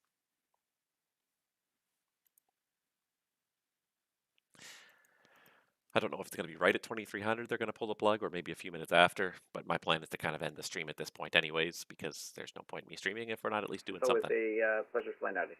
Thanks for the help with evening. No problem. Glad you made it off the ground before it all went crashing down. Yeah. You know, I think I might have jinxed it. No. Well, he's still climbing. Sim's not paused yet. Oh, well. Good times, but it's been a good stream. I've certainly had fun. It wasn't all that busy, but I definitely enjoy the chats that we've had here, folks. It's always nice to get chats going and talk to people about Vatsim. I really enjoy this network. I enjoy aviation in general, so I enjoy talking about just about anything involved with airplanes. I guess I'll leave you with one of my favorite Rick Mercer jokes that he told me is, how do you know when your date with a pilot is half over? When he turns to you and says, "Well, that's enough about airplanes. Let's talk about me." And I don't know why, but I just love that joke. I could talk about airplanes all day, so probably should stop doing it right about now because I got to do other stuff today. But hopefully I will be online a couple more times, and definitely if you've been watching this and you're not already a member of the Discord, go check out the Discord link. It's in the comments to this video. Join the Discord. I chat a bit on the Discord. I like to chat mostly on stream where I can actually kind of really interact with people. But my biggest reason for having the Discord is kind of posting schedules in advance. So if I know for sure that I'm going to be able to stream, I will definitely try and post it in my Discord ahead of time so that people can kind of plan on it. I don't always. If like today, the last couple streams have been kind of spontaneous last-minute streams where I didn't plan them in advance, so I won't necessarily post them in the Discord all the time. And it's not that I don't want to post them; it's just that I just happen to find that I have the time today. But if I know for in advance when I will be online, I will post in the Discord, so you can join that and at least have some heads up on my schedule. I also do flight streaming on Twitch. Those of you that are unfamiliar with my channel, I do flight streaming on Twitch. I haven't done that much lately. It's been a very busy 2 months for me getting back into work, getting back into the swing of things. Unfortunately, I also started a home renovation now, which has taken my sim offline. So I don't even have my yoke or anything hooked up. I do have a computer hooked up, but I don't have my yoke, pedals, and throttle quadrant all hooked up. So my flight streaming has taken a temporary hiatus, probably for on the order of 2 to 3 weeks, maybe more, before I can at least get the computer reassembled with the peripherals and get my sim back up and running. So I'm disappointed by that, which is probably why I'm feeling more inclined to try and stream YouTube my ATC sessions a little bit more often, because I'm disappointed that I'm not going to get to stream that more often. But yeah, it's for the best anyways. The renovation hopefully will make the room a little nicer, both for streaming and just generally being in. So hopefully in the long run it'll be worth the sacrifice. But yeah, for the next little while, unfortunately, I won't be doing any flight streaming, and it does disappoint me because I do like flight streaming. All right, hasta la vista. Walker 680, yeah, you're about to leave my airspace to the southeast. Might as well switch to Unicom now. Surveillance service terminates and change to en route frequency. Have yourself a good rest of flight. We'll catch you next time. All right, over to advisory. Have a great evening, 680. And WestJet 185 Vancouver. I expect the network to go down in a minute or so here. So the arrival into Victoria is at your discretion. And I can give you the winds anyways. Are 280 at, correction, 260 at 13. The altimeter there, 298. Switch to en route frequency and your surveillance service terminates. Have yourself a good night.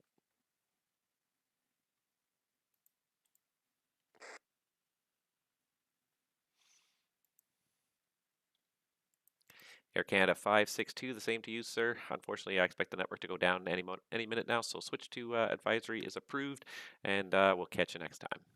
Yeah, no worries, sir. You've been on line for a long time there, so I appreciate the help. Thank you so much, and you have a great night. Thanks, you too.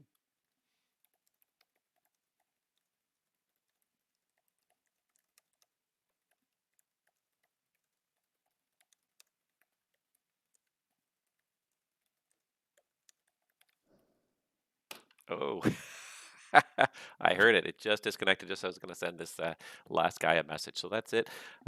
We just got kicked offline. The network has gone down. So that's it, guys. I've got nothing else to say other than just thank you for watching. I always appreciate everybody that does watch. When I started this channel, I never imagined that I would get nearly as many people watching it as do watch it on a regular basis. So thank you guys for watching. If you haven't before, subscribe to the channel, please, and you'll get alerted when there are live streams and other videos posted. You can join. You can follow me on Twitch as well. I will eventually return to Twitch. I'm not permanently off that network, but just like I said, my sim is on hiatus for now. So thank you guys so much for watching. Enjoy the rest of your night, and I will probably see you again within the week. Have yourselves a great night, everybody.